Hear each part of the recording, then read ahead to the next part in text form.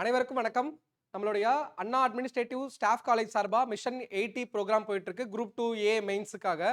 நம்ம அதில நம்ம மாடர்ன் ஹிஸ்டரி யூனிட் 1 நம்ம பார்த்துட்டு இருக்கோம். ஓகே, நம்ம சிலபஸ் வந்து இந்த டாபிக்கோட கவர் ஆகுது. லாஸ்ட் டாபிக்கா Christian missionaries, impact of British East India Company in Tamil Nadu, as well as நீங்க எல்லாம் ரொம்ப எக்ஸ்பெக்ட் பண்ண, என்கிட்ட ரொம்ப ரெக்வெஸ்ட் பண்ணி கேட்டிருந்த ஒரு முக்கியமான ஒரு டாபிக் கரண்ட் அஃபேர்ஸ். ஆமாவா? மாடர்ன் ஹிஸ்டரி ரிலேட்டடான கரண்ட் அஃபேர்ஸ். மத்த கரண்ட் அஃபேர்ஸை என்னால் கவர் பண்ணுறது ரொம்ப சிரமம். ஓகேவா? நம்மளுக்கு அது கிளாஸும் தனியாக நம்மளுக்கு அலாட் பண்ணல. நம்ம கரண்ட் அஃபேர்ஸ் பார்த்தீங்கன்னா மாடர்ன் ஹிஸ்ட்ரியில் எந்த மாதிரியான கரண்ட் அஃபேர்ஸ் வருதுங்கிறத நான் கம்ப்ளீட்டாக முடிச்சு கொடுத்துட்றேன் இந்த கிளாஸில். ஓகேவா? இந்த கிளாஸ் நல்லா யூஸ் பண்ணிக்கோங்க. நம்மளுடைய Christian missionaries impact of British East India Company ரொம்ப சின்ன டாபிக் தான். அதை நம்ம டக்குன்னு முடிச்சுட்டு கரண்ட் அஃபேர்ஸ் நம்ம அதிகமாக ஃபோக்கஸ் பண்ணலாம். மேபி இதுலேருந்து நம்ம நிறைய கொஸ்டின்ஸ் நான் எக்ஸ்பெக்ட் பண்ணுறேன். ஓகேவா? எஸ், நம்ம கிளாஸ்க்குள்ள போகலாம். அதில் first topic Christian missionaries. Christian மிஷனரிஸை பொறுத்த வரைக்கும் அவங்க தமிழ்நாட்டுக்கு எந்த மாதிரியான விஷயங்கள் பண்ணாங்க, அதில் ஒரு சில மிஷனரிஸ் நம்ம ஜீகன் பால்க் மாதிரியான ஆள்கள் என்ன பண்ணியிருப்பாங்கன்னா நிறையா எஜுகேட் பண்ணுறது, சமூக சீர்திருத்தம் சார்ந்த விஷயங்கள்லாம் பண்ணியிருப்பாங்க. ஓகேவா? எஸ், அதில் ஃபர்ஸ்ட் பர்சன் நம்ம ஃபர்ஸ்ட் பார்க்க போகிறது சமணர்கள் பௌத்தர்கள் நிறுவிய மரபார்ந்த கல்வி முறையை அவங்க வந்து ஃபாலோ. நம்ம இந்தியாவுக்கு வந்து கிறிஸ்டியன் மிஷனரிஸ் வரும்போது எந்த மாதிரியான விஷயங்கள்லாம் இருக்குன்னு தெரியும். அதை பார்த்தீங்கன்னா ஆட்சியாளர்கள் சமஸ்கிருதத்துக்கு தான் பெரும்பாலும் பண்ணியிருப்பாங்க, ஆட்சி ஆதரவு கொடுத்துருப்பாங்க, நம்ம பார்த்துருக்கோம். ஓகே, ஆட்சியாளர்கள் சமஸ்கிருதத்துக்கு அதிகமாக முக்கியத்துவம் கொடுத்தாங்க.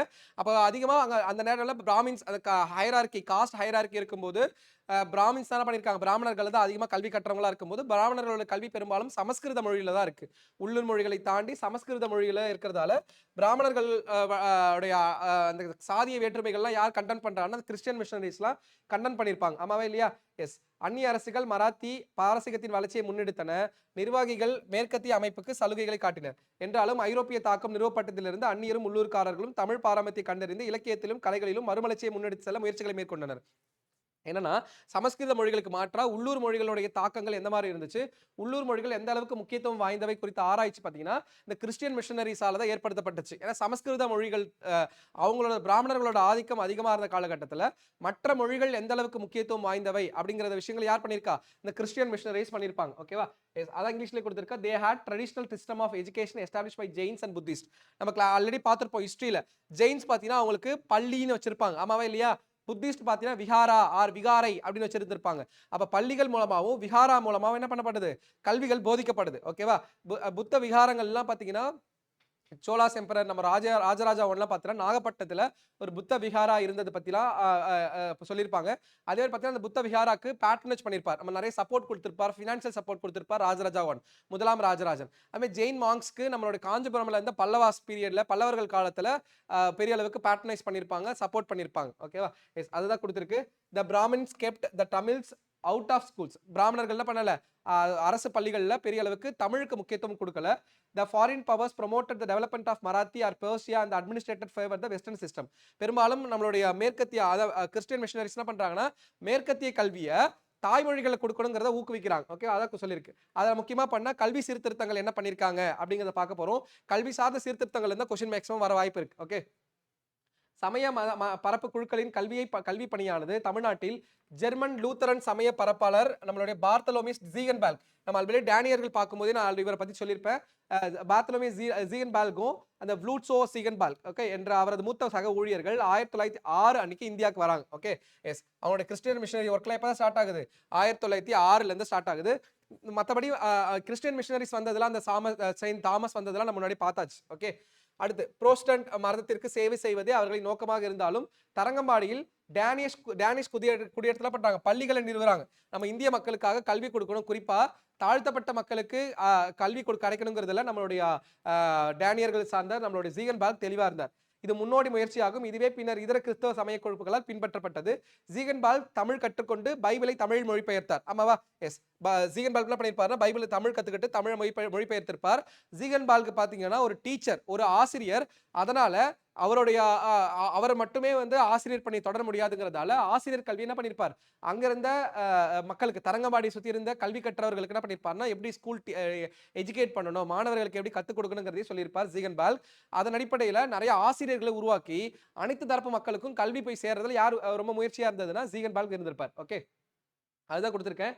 The educational work of missionaries of Tamil Nadu was influenced by German Lutheran missionaries Bartholomew Zielberg and Heinrich Blustow Ziegenbalg.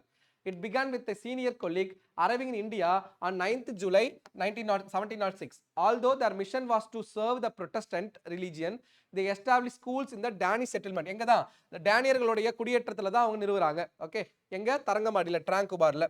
This is the pioneering effort. This was later adopted by other Christian missionaries groups. Ziegenbalg learned Tamil and translated Bible into Tamil. என்ன பார்த்திருப்போம், பைபிளை தமிழ்ல மொழிபெயர்த்திருப்பார். Okay, ஜெர்மனில இருந்து ஜீகன்பால்கோட முக்கியமான initiative என்னது, ஜெர்மனில இருந்து printing பிரஸ்ஸை வந்து கொண்டாந்துருப்பார். ஓகேவா, எஸ், ஜெர்மனில இருந்து பிரிண்டிங் பிரஸ். இதுலயே நிறைய கான்ட்ரடிக்ஷன் வந்துச்சு. இந்தியாவுக்கு முதல்ல பிரிண்டிங் பிரஸ் கொண்டாந்தது யாரு, தமிழ்நாட்டுக்கு கொண்டாந்தது யாருங்கிறப்போ ஒரு கான்ட்ரடிக்ஷன் நம்மளுக்கு டிபேட் வந்து நம்மளுடைய டிஸ்கஷன்ல கமெண்ட்ஸ்ல போயிட்டு இருந்துச்சு. இந்தியாவுக்கு கொண்டாந்தது யாரு, நம்மளுடைய போர்ச்சுகீஸ் தான் 1556லேயே கொண்டாந்துருப்பாங்க. பட் தமிழ்நாட்டுக்கு கொண்டாந்தது யாரு, நம்மளோட ஜீகன்பால்க் ஜெர்மனில இருந்து இம்போர்ட் பண்ணிருப்பார். ஏன்னா அவர் ஜெர்மனி நாட்டை சேர்ந்தவர். ஓகேவா, கிறிஸ்தவ இலக்கியங்களை அச்சிட்டு வெளியிடவும் ஏற்பாடு செய்தார். சென்னை மாகாணத்தில் 1822ஆம் ஆண்டு மேற்கொள்ளப்பட்ட ஒரு கணக்கெடுப்பின்படி 1,84,110 மாணவர்களுடன் 12,498 அனைத்து வகையிலுமான கல்வி நிறுவனங்கள் இருந்திருக்கு. ஓகே, 1822ல இத்தனை கல்வி நிறுவனங்கள், சின்ன சின்ன எஜுகேஷனல் இன்ஸ்டிடியூஷன் இருந்திருக்கு. ஓகே, கல்வி நிலையானது இங்கிலாந்தை ஒப்பிடும்போது குறைவாக இருந்தாலும் பெரும்பாலான ஐரோப்பிய நாடுகளை விட உயர்வாக இருப்பதாக யார் சொல்லியிருக்கார், சார் தாமஸ் மன்றோ சொல்லியிருக்கார். சார் தாமஸ் மன்றோ மெட்ராஸ் கவர்னரா 7 வருஷம் இருந்திருப்பார். எத்தனை ஆண்டுகள், 7 ஆண்டுகள் இருந்திருப்பார். ரொம்ப முக்கியமான ஒரு கேள்வி. எப்ப இருந்து எப்ப வரைக்கும், 1820ல இருந்து 27 வரைக்கும், 1820ல இருந்து 1827 வரைக்கும் நம்மளுடைய சார் தாமஸ் மன்றோ மெட்ராஸ் கவர்னரா இருக்கார். அந்த காலகட்டத்தில் தான் ரயாத்வாரி முறை அறிமுகப்படுத்தப்பட்டிருக்கும். நம்ம அது பின்னாடி நம்ம இம்பாக்ட்ல பார்ப்போம். Okay, he imported a printing press from Germany and arranged for the printing and publication of Christian literature. According to the census taken in 1822, there was 12,498 educational institutions of all kinds in the Madras Presidency with 1,84,000 students இருந்திருக்காங்க. 1,84,000 students இருந்திருக்காங்க. Sir Thomas Munro, governor of Madras Presidency from 1820 to 27, noted that the level of education, though the low compared to England விட compare பண்ணும்போது குறைவான கல்வி இருந்தாலுமே the higher than that of the most of European countries. மற்ற ஐரோப்பிய நாடுகளை ஒப்பிடும்போது என்னவா இருக்கு, உயர்வான இடத்துல இந்தியாவில் மெட்ராஸ் பிரசிடென்சியில் இருந்திருக்கு. ஓகேவா, எஸ். சென்னையில் ஸ்காட்லாந்து சார்ந்த நாட்டை சேர்ந்த ரெவரண்ட் லாரி, ரெவரண்ட் போன் என்ற 2 மத குருமார்கள் 1836ல எழும்பூர் சேவாலயத்திற்கு அதாவது எழும்பூர் சர்ச் பக்கத்துல ஒரு ஸ்கூலை தொடங்குறாங்க. ஓகே, எங்க 1836ல, ரொம்ப ரொம்ப முக்கியம், 1836ல அந்த எழும்பூர் பக்கத்துல ஒரு ஸ்கூல் தொடங்குறாங்க. பின்னாடி இந்த ஸ்கூல் எங்க மாறுது, 1937ல பிளாக் டவுனுக்கு மாறுது. 1910ல பேர் மாத்திருப்பாங்க. ஓகே, தப்பா இருக்குது, மாற்றப்பட்டது. அப்பள்ளியில் மொத்தம் எத்தனை பேரு, 59 மாணவர்கள் பயின்று வந்தனர். 1882ல் ரெவரண்ட் வில்லியம் மில்லர் இப்பள்ளியை கல்லூரியாக மாத்திருக்கார். ஓகேவா, கல்லூரியாக மாத்துறார். இதுதான் தற்போது தாம்பரத்து பக்கத்துல இருக்க மெட்ராஸ் கிறிஸ்டியன் காலேஜ், MCC சொல்லும் பாத்தீங்களா, மெட்ராஸ் கிறிஸ்டியன் காலேஜ் தாம்பரத்துல இருக்கு பாத்தீங்களா, அதுதான். அப்ப அது முதல் தொடங்கப்பட்ட ஆண்டு எப்போ, 1836 கிறிஸ்டியன் மிஷனரிஸால தொடங்குறது, Scotland சேர்ந்தவங்களால. Okay, in Madras in 1836 two Scottish priests, Reverend Lowry and Reverend Bourne, started a school near Egmore, Sevalam, Egmore Church, Saint Andrew. Okay, Saint Andrew Church பக்கத்துல தொடங்கியிருக்காங்க. The school was later moved to Blacktown 1937, Georgetown. Okay, 1910ல இருந்து there was 59 students studying in the school. 1937ல இருந்து George பக்கத்துல இருக்கு. In 1882, Reverend William Miller raised the school to college. காலேஜை மாத்தினது யாரு, Reverend William Miller. This is the present Madras Christian College at Tambaram. அதுதான் இப்ப இருக்க Madras Christian காலேஜா இருக்கு. ஓகேவா, எஸ். ஆங்கில கல்வியின் முக்கியத்துவத்தை உணர்ந்த சென்னை நகரத்தில் வசித்த உயர்தட்டு மக்கள் மேற்கத்திய கல்வி அனைவருக்கும் கிடைக்க வேண்டி 1839 பண்றாங்க, பெட்டிஷன் கொடுக்குறாங்க. அதன் பிரதிபலனாக 1840ல 1836ல ஒரு ஸ்கூல் பார்த்தோம். ஓகே, அதுக்கப்புறம் 1840ல எக்மோர்ல ஸ்கூல் வந்து கவர்மெண்டோட சப்போர்ட்டோட உருவாகுது. ஓகே, அரசாங்கத்தோட சப்போர்ட்டோட பெட்டிஷன் கொடுத்ததுக்கு அப்புறம் 1840 என்ன பண்றாங்க, ஸ்கூலை எஸ்டாப்ளிஷ் பண்றாங்க. இது வந்து 1857ல கல்லூரியா மாற்றப்படுது. அதுதான் இப்ப இருக்க நம்மளுடைய பிரசிடென்சி காலேஜ், சென்னை மாநில கல்லூரி சொல்லப்பட்ட பிரசிடென்சி காலேஜ். ஓகேவா, எஸ். திருச்சிராப்பள்ளியில 1838ல ஒரு ஸ்கூல் யார் தலைமையிலன்னு பார்த்தீங்கன்னா செயின்ட் சிலுவை, புனித சிலுவை சகோதரர்கள் செயின்ட் ஜோசப் ஆங்கிலோ இந்தியன் பள்ளியை நிறுவினார். ஓகேவா, யாரு, புனித சூசையப்பர், அவங்க வந்து நிறுவுறாங்க. எப்போ, 1838ல. ஓகேவா, அது ரொம்ப ரொம்ப பார்த்து வச்சுக்கோங்க, மேபி கொஸ்டின் கேட்கலாம் யார் நிறுவனாங்கிறது. 1844ஆம் ஆண்டு ஜெசுஸ்கள், அதாவது ஜீசஸ் சபையினர், ஓகே, செயின்ட் ஜோசப் கல்லூரியை நிறுவினர். செயின்ட் ஜோசப் கல்லூரியை 44ல நிறுவுறாங்க. ஓகேவா? அதான் இங்கிலீஷ்ல குடுத்திருக்கேன். Realising the importance of English education, the upper class of the Madras city submitted a petition to the government in 1839 for universal access to western education. எல்லாருக்கும் மேற்கத்திய கல்வி கிடைக்கணும்னு என்ன பண்றாங்க? நம்மளுடைய பெட்டிஷன் குடுக்குறாங்க இந்தியாவை சார்ந்தவங்க. அதன் அடிப்படையில 1840ல எக்மோர்ல ஒரு ஸ்கூல் எஸ்டாப்லிஷ் பண்றாங்க. அது காலேஜ் அப்கிரேட் ஆகுது 1857ல. அதுதான் என்னது இப்போ? Presidency college of Madras. இப்போ மெட்ராஸ்ல இருக்க presidency college. The sisters of holy cross foundation saint Joseph's Anglo Indian school in எங்க எஸ்டாப்லிஷ் பண்றாங்க? திருச்சிராப்பள்ளியில 1838ல. அது 1844ல ஜூயிஷ் ஃபவுண்டட் அந்த செயின்ட் ஜோசப் காலேஜ் எஸ்டாப்லிஷ் பண்றாங்க. எங்கன்னு மட்டும் பார்த்து வச்சுக்கோங்க. ஓகே. அடுத்து திருநெல்வேலியில கிறிஸ்டியன் மிஷனரி சொசைட்டி எஸ்டாப்லிஷ் பண்றாங்க 1844ல. 1844 ஒரு ஸ்கூல் எஸ்டாப்லிஷ் பண்றாங்க திருநெல்வேலி சார்ந்த கிறிஸ்டியன் சொசைட்டி. அடுத்து 1876ல அது ஒரு காலேஜ் அப்கிரேட் ஆகுது. தற்போது செயின்ட் ஜான் காலேஜ் சொல்லப்படுது. ஓகே, இப்ப இருக்கிறது யோவான்னா ஜான் சொல்லுவாங்க. It was upgraded to college now Saint George College in 1876ல காலேஜா அப்கிரேட் ஆகுது. Okay, yes. அதை தாண்டி மெட்ராஸ் கிறிஸ்டியன் காலேஜ் இப்பதான் சொன்னேன் 1837ல தேவாலய சமய பரப்புரைக்கு குழு சங்கம் எம்சிசி தென்னிந்தியாவில் முக்கிய கல்வி நிறுவனங்கள்ல ஒன்றா இருக்கு. உயர்கல்வி மற்றும் குறிப்பிடத்தக்க பட்டதாரிகளை உருவாக்கியது. செயின்ட் ஜார்ஜ் ஸ்கூல் லண்டன் சமய பரப்பு குழு சங்கம் 1819 நிறுவிய இந்த பள்ளி மாறுபட்ட மாணவர் குழுக்கு கல்வி வழங்கிய ஆரம்ப கால நிறுவனங்கள் ஒன்று. என்ன பண்றாங்க? மாணவர்களுக்கு கல்வி கொடுக்குறாங்க. செயின்ட் ஜார்ஜ் ஸ்கூல் 1819, அப்புறம் மெட்ராஸ் கிறிஸ்டியன் காலேஜ் 1837. அப்புறம் கல்வியை ஊக்குவித்தல், பெண் கல்வியை ஊக்குவிக்கிறதுக்காக கிறிஸ்டியன் மிஷனரிஸ் முக்கியமாக நிறைய விஷயங்கள் பண்றாங்க. ஏன்னா அந்த காலகட்டத்தில் பெண்களுக்கான கல்வி என்ன பண்ணிருக்கு? மறுக்கப்பட்டிருந்த நேரங்களில் பெண்களுக்கான கல்வியை கொடுக்கிறது கிறிஸ்டியன் மிஷனரிஸோட முக்கியமான விஷயமா பார்க்கப்பட்டுச்சு. செயின்ட் தாமஸ் பெண்கள் உயர்நிலை பள்ளி பெண்களுக்காக முதல் முறையாக என்ன பண்றாங்க? மெட்ராஸ்ல வந்து தாமஸ் ஹையர் செகண்டரி ஸ்கூல்ல வந்து எஸ்டாப்லிஷ் பண்றாங்க 1858ல நிறுவுறாங்க. ரொம்ப ரொம்ப முக்கியமான ஒரு விஷயமா பார்க்கப்படுது. ஓகேவா? எஸ். அதுல பாருங்க 1858ஆம் ஆண்டு அமெரிக்க வெளிநாட்டு சமய பரப்பு குழுக்கள், ஓகே, மெய் பரப்பு இல்ல, சமய பரப்பு குழுக்கள் சங்கம் நிறுவப்பட்டது. இது பிராந்தியத்தில் பெண் கல்விக்கு அர்ப்பணிக்கப்பட்ட முதல் பள்ளி. நம்மளுடைய மெட்ராஸ் ரீஜியன்ல பெண்களுக்காக அர்ப்பணிக்கப்பட்ட முதல் பள்ளி எது? செயின்ட் ஜார்ஜ் பெண்கள் உயர்நிலை பள்ளி. St. Thomas Girls Higher Secondary School founded in 1858 by American Association of Foreign Missionaries. அதான் ABCFM. Okay, American Association of Foreign Missionaries. It was one of the first school in the region, Madrasல, to be dedicated to the education for girls. உமன்ஸ்க்காக பெண்களுக்காக முதல்ல அர்ப்பணிக்கப்பட்ட ஸ்கூல்ஸ்ல இதுதான் 1858ல establish பண்ணப்பட்ட. எதுக்கு அப்புறம்? பிரிட்டிஷோட ஆட்சிக்கு அப்புறம், பிரிட்டிஷ் கவர்மெண்ட் ஆட்சிக்கு வந்ததுக்கு அப்புறம் உருவாக்கப்பட்ட முதல் பள்ளியா இதை பார்க்கப்படுது. நம்மளுடைய செயின்ட் தாமஸ் கல்லூரியை பார்க்கிறோம். ஓகே, இதோட நம்மளுடைய கிறிஸ்டியன் மிஷனரிஸோட டாபிக் ஓவர் ஆகுது. அதுல பார்த்தீங்கன்னா நம்ம ஸ்கூல் புக்ல இருக்க கண்டென்ட் பார்ப்போம். காலனியத்தின் பண்பாட்டு ஆதிக்கமும் மனிதநேயத்தின் எழுச்சியும் இந்திய துணைக்கண்டத்தில் பண்பாட்டு வாழ்வில் பல மாற்றங்களை கொண்டு வந்தது. நவீன தமிழ்நாடும் அத்தகைய வரலாற்று மாற்றங்களை அனுபவித்தது. தமிழ் மொழி மற்றும் கலாச்சாரம் அவர்களின் அடையாள கட்டுமானத்தில் குறிப்பிடத்தக்க பங்கை கொண்டிருந்தன. அச்சு இயந்திரத்தின் அறிமுகம் நம்ம பார்த்தோமா? நம்ம ஜீகன்பர்கருடைய அச்சு இயந்திரம் அறிமுகம் வந்து திராவிட மொழிகளின் மீது மேற்கொள்ளப்பட்ட மொழியியல் ஆய்வுகளும் மற்றும் பலவும் தமிழ் மறுமலர்ச்சி செயல்பாடுகளுக்கு அடியுரமாய் விளங்கியன. அச்சு இயந்திரத்தின் வருகைக்கு பின்னர் வந்த தொடக்க ஆண்டுகளில் சமயம் சார்ந்த நூல்களை வெளியிடும் முயற்சிகளை பெருமளவில் மேற்கொள்ளப்பட்டன.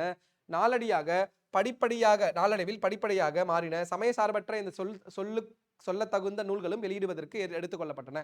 ஃபர்ஸ்ட் இனிஷியலா பாத்தீங்கன்னா இந்த பிரிண்டிங் பிரஸ் இன்ட்ரடியூஸ் ஆகும்போது ரிலிஜியஸ்டிக் பேசிஸ்ல சமயம் சார்ந்த மதம் சார்ந்த நூல்கள் தான் அதிகமாக வெளியிடப்பட்டுச்சு. அதுக்கப்புறம் பாத்தீங்கன்னா அது கொஞ்சம் கொஞ்சம் படிப்படியான ஆகுது. சமய சார்பற்ற தமிழ் இலக்கியம் சார்ந்த விஷயங்கள் அதிகமா பிரிண்டிங் பிரஸ்க்கு வருது. The cultural hegemony of colonization and the rise of humanism brought several changes in the socio-cultural life of Indian subcontinent. Modern Tamil Nadu too experienced such a historical transition. Tamil language and culture played a significant role in their identity construction.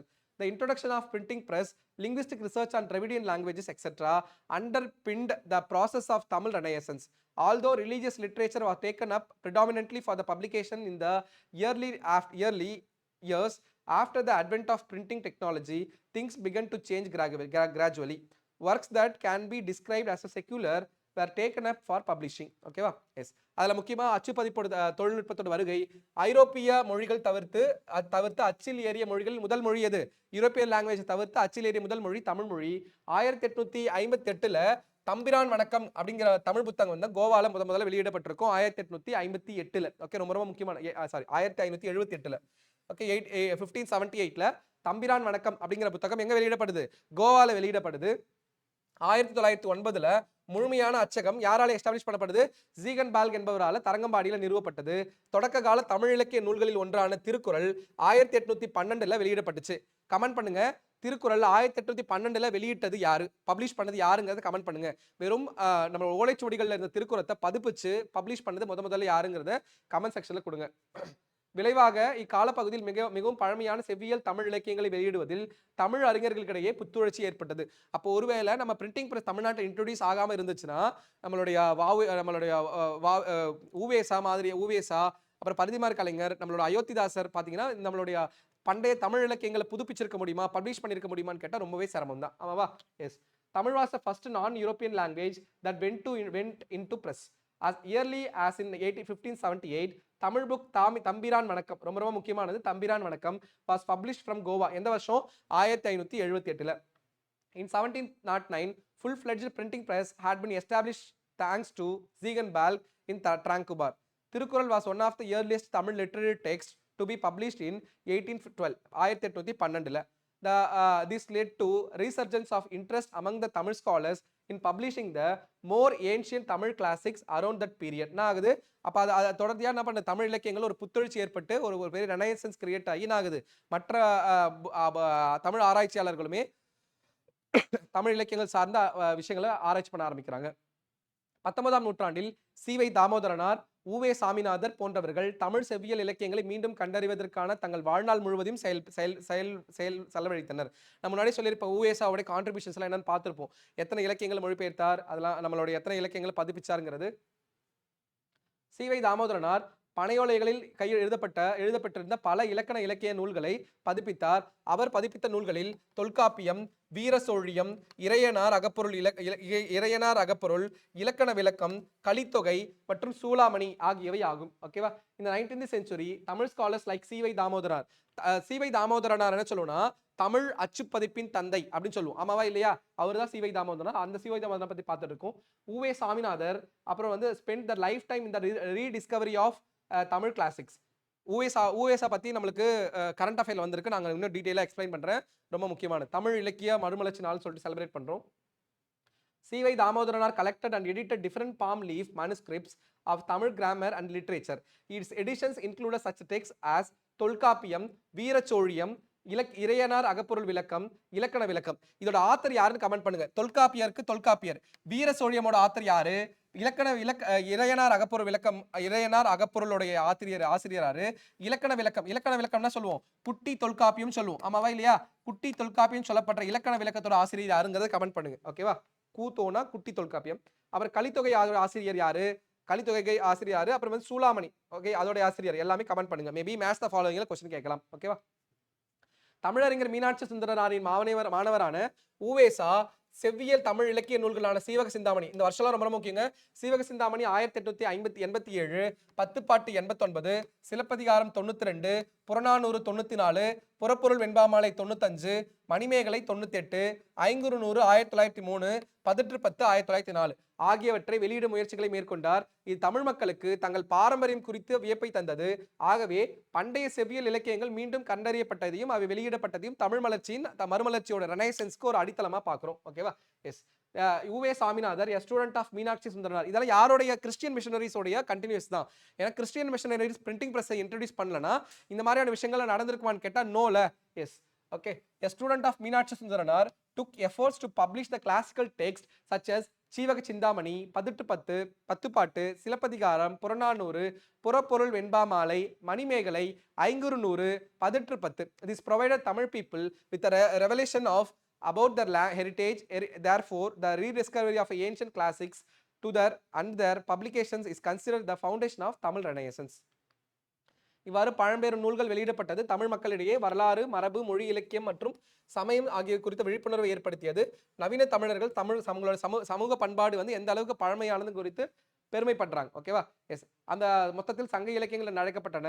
மொழியியலாளர்களும் வரலாற்று அறிஞர்களும் தமிழறிஞர்களும் தமிழ் பண்பாட்டின் தனித்தன்மையை அங்கீகரித்துள்ளனர். அவை தமிழ் நிலப்பகுதிகளுக்கு ஆரியர்கள் வருவதற்கு முன்பாகவே ஒரு தனி சுதந்திரமான இருப்பை பெற்றிருந்ததுங்கிறத ப்ரூவ் பண்ணுது. Okay, yes. அதுக்கப்புறம் பாருங்க, ரொம்ப முக்கியமான ஒரு கிறிஸ்டியன் மிஷனரிஸ்ல குறிப்பா 1816ல செயின்ட் ஜார்ஜ் கோட்டையில என்ன பண்றாங்க, எஃப்டபிள்யூ எல்லிஸ் என்ன பண்றாருன்னா ஒரு காலேஜை எஸ்டாப்ளிஷ் பண்றா, செயின்ட் ஜார்ஜ் காலேஜ் சொல்லுவாங்க, ஃபோர்ட் ஜார்ஜ் காலேஜ்.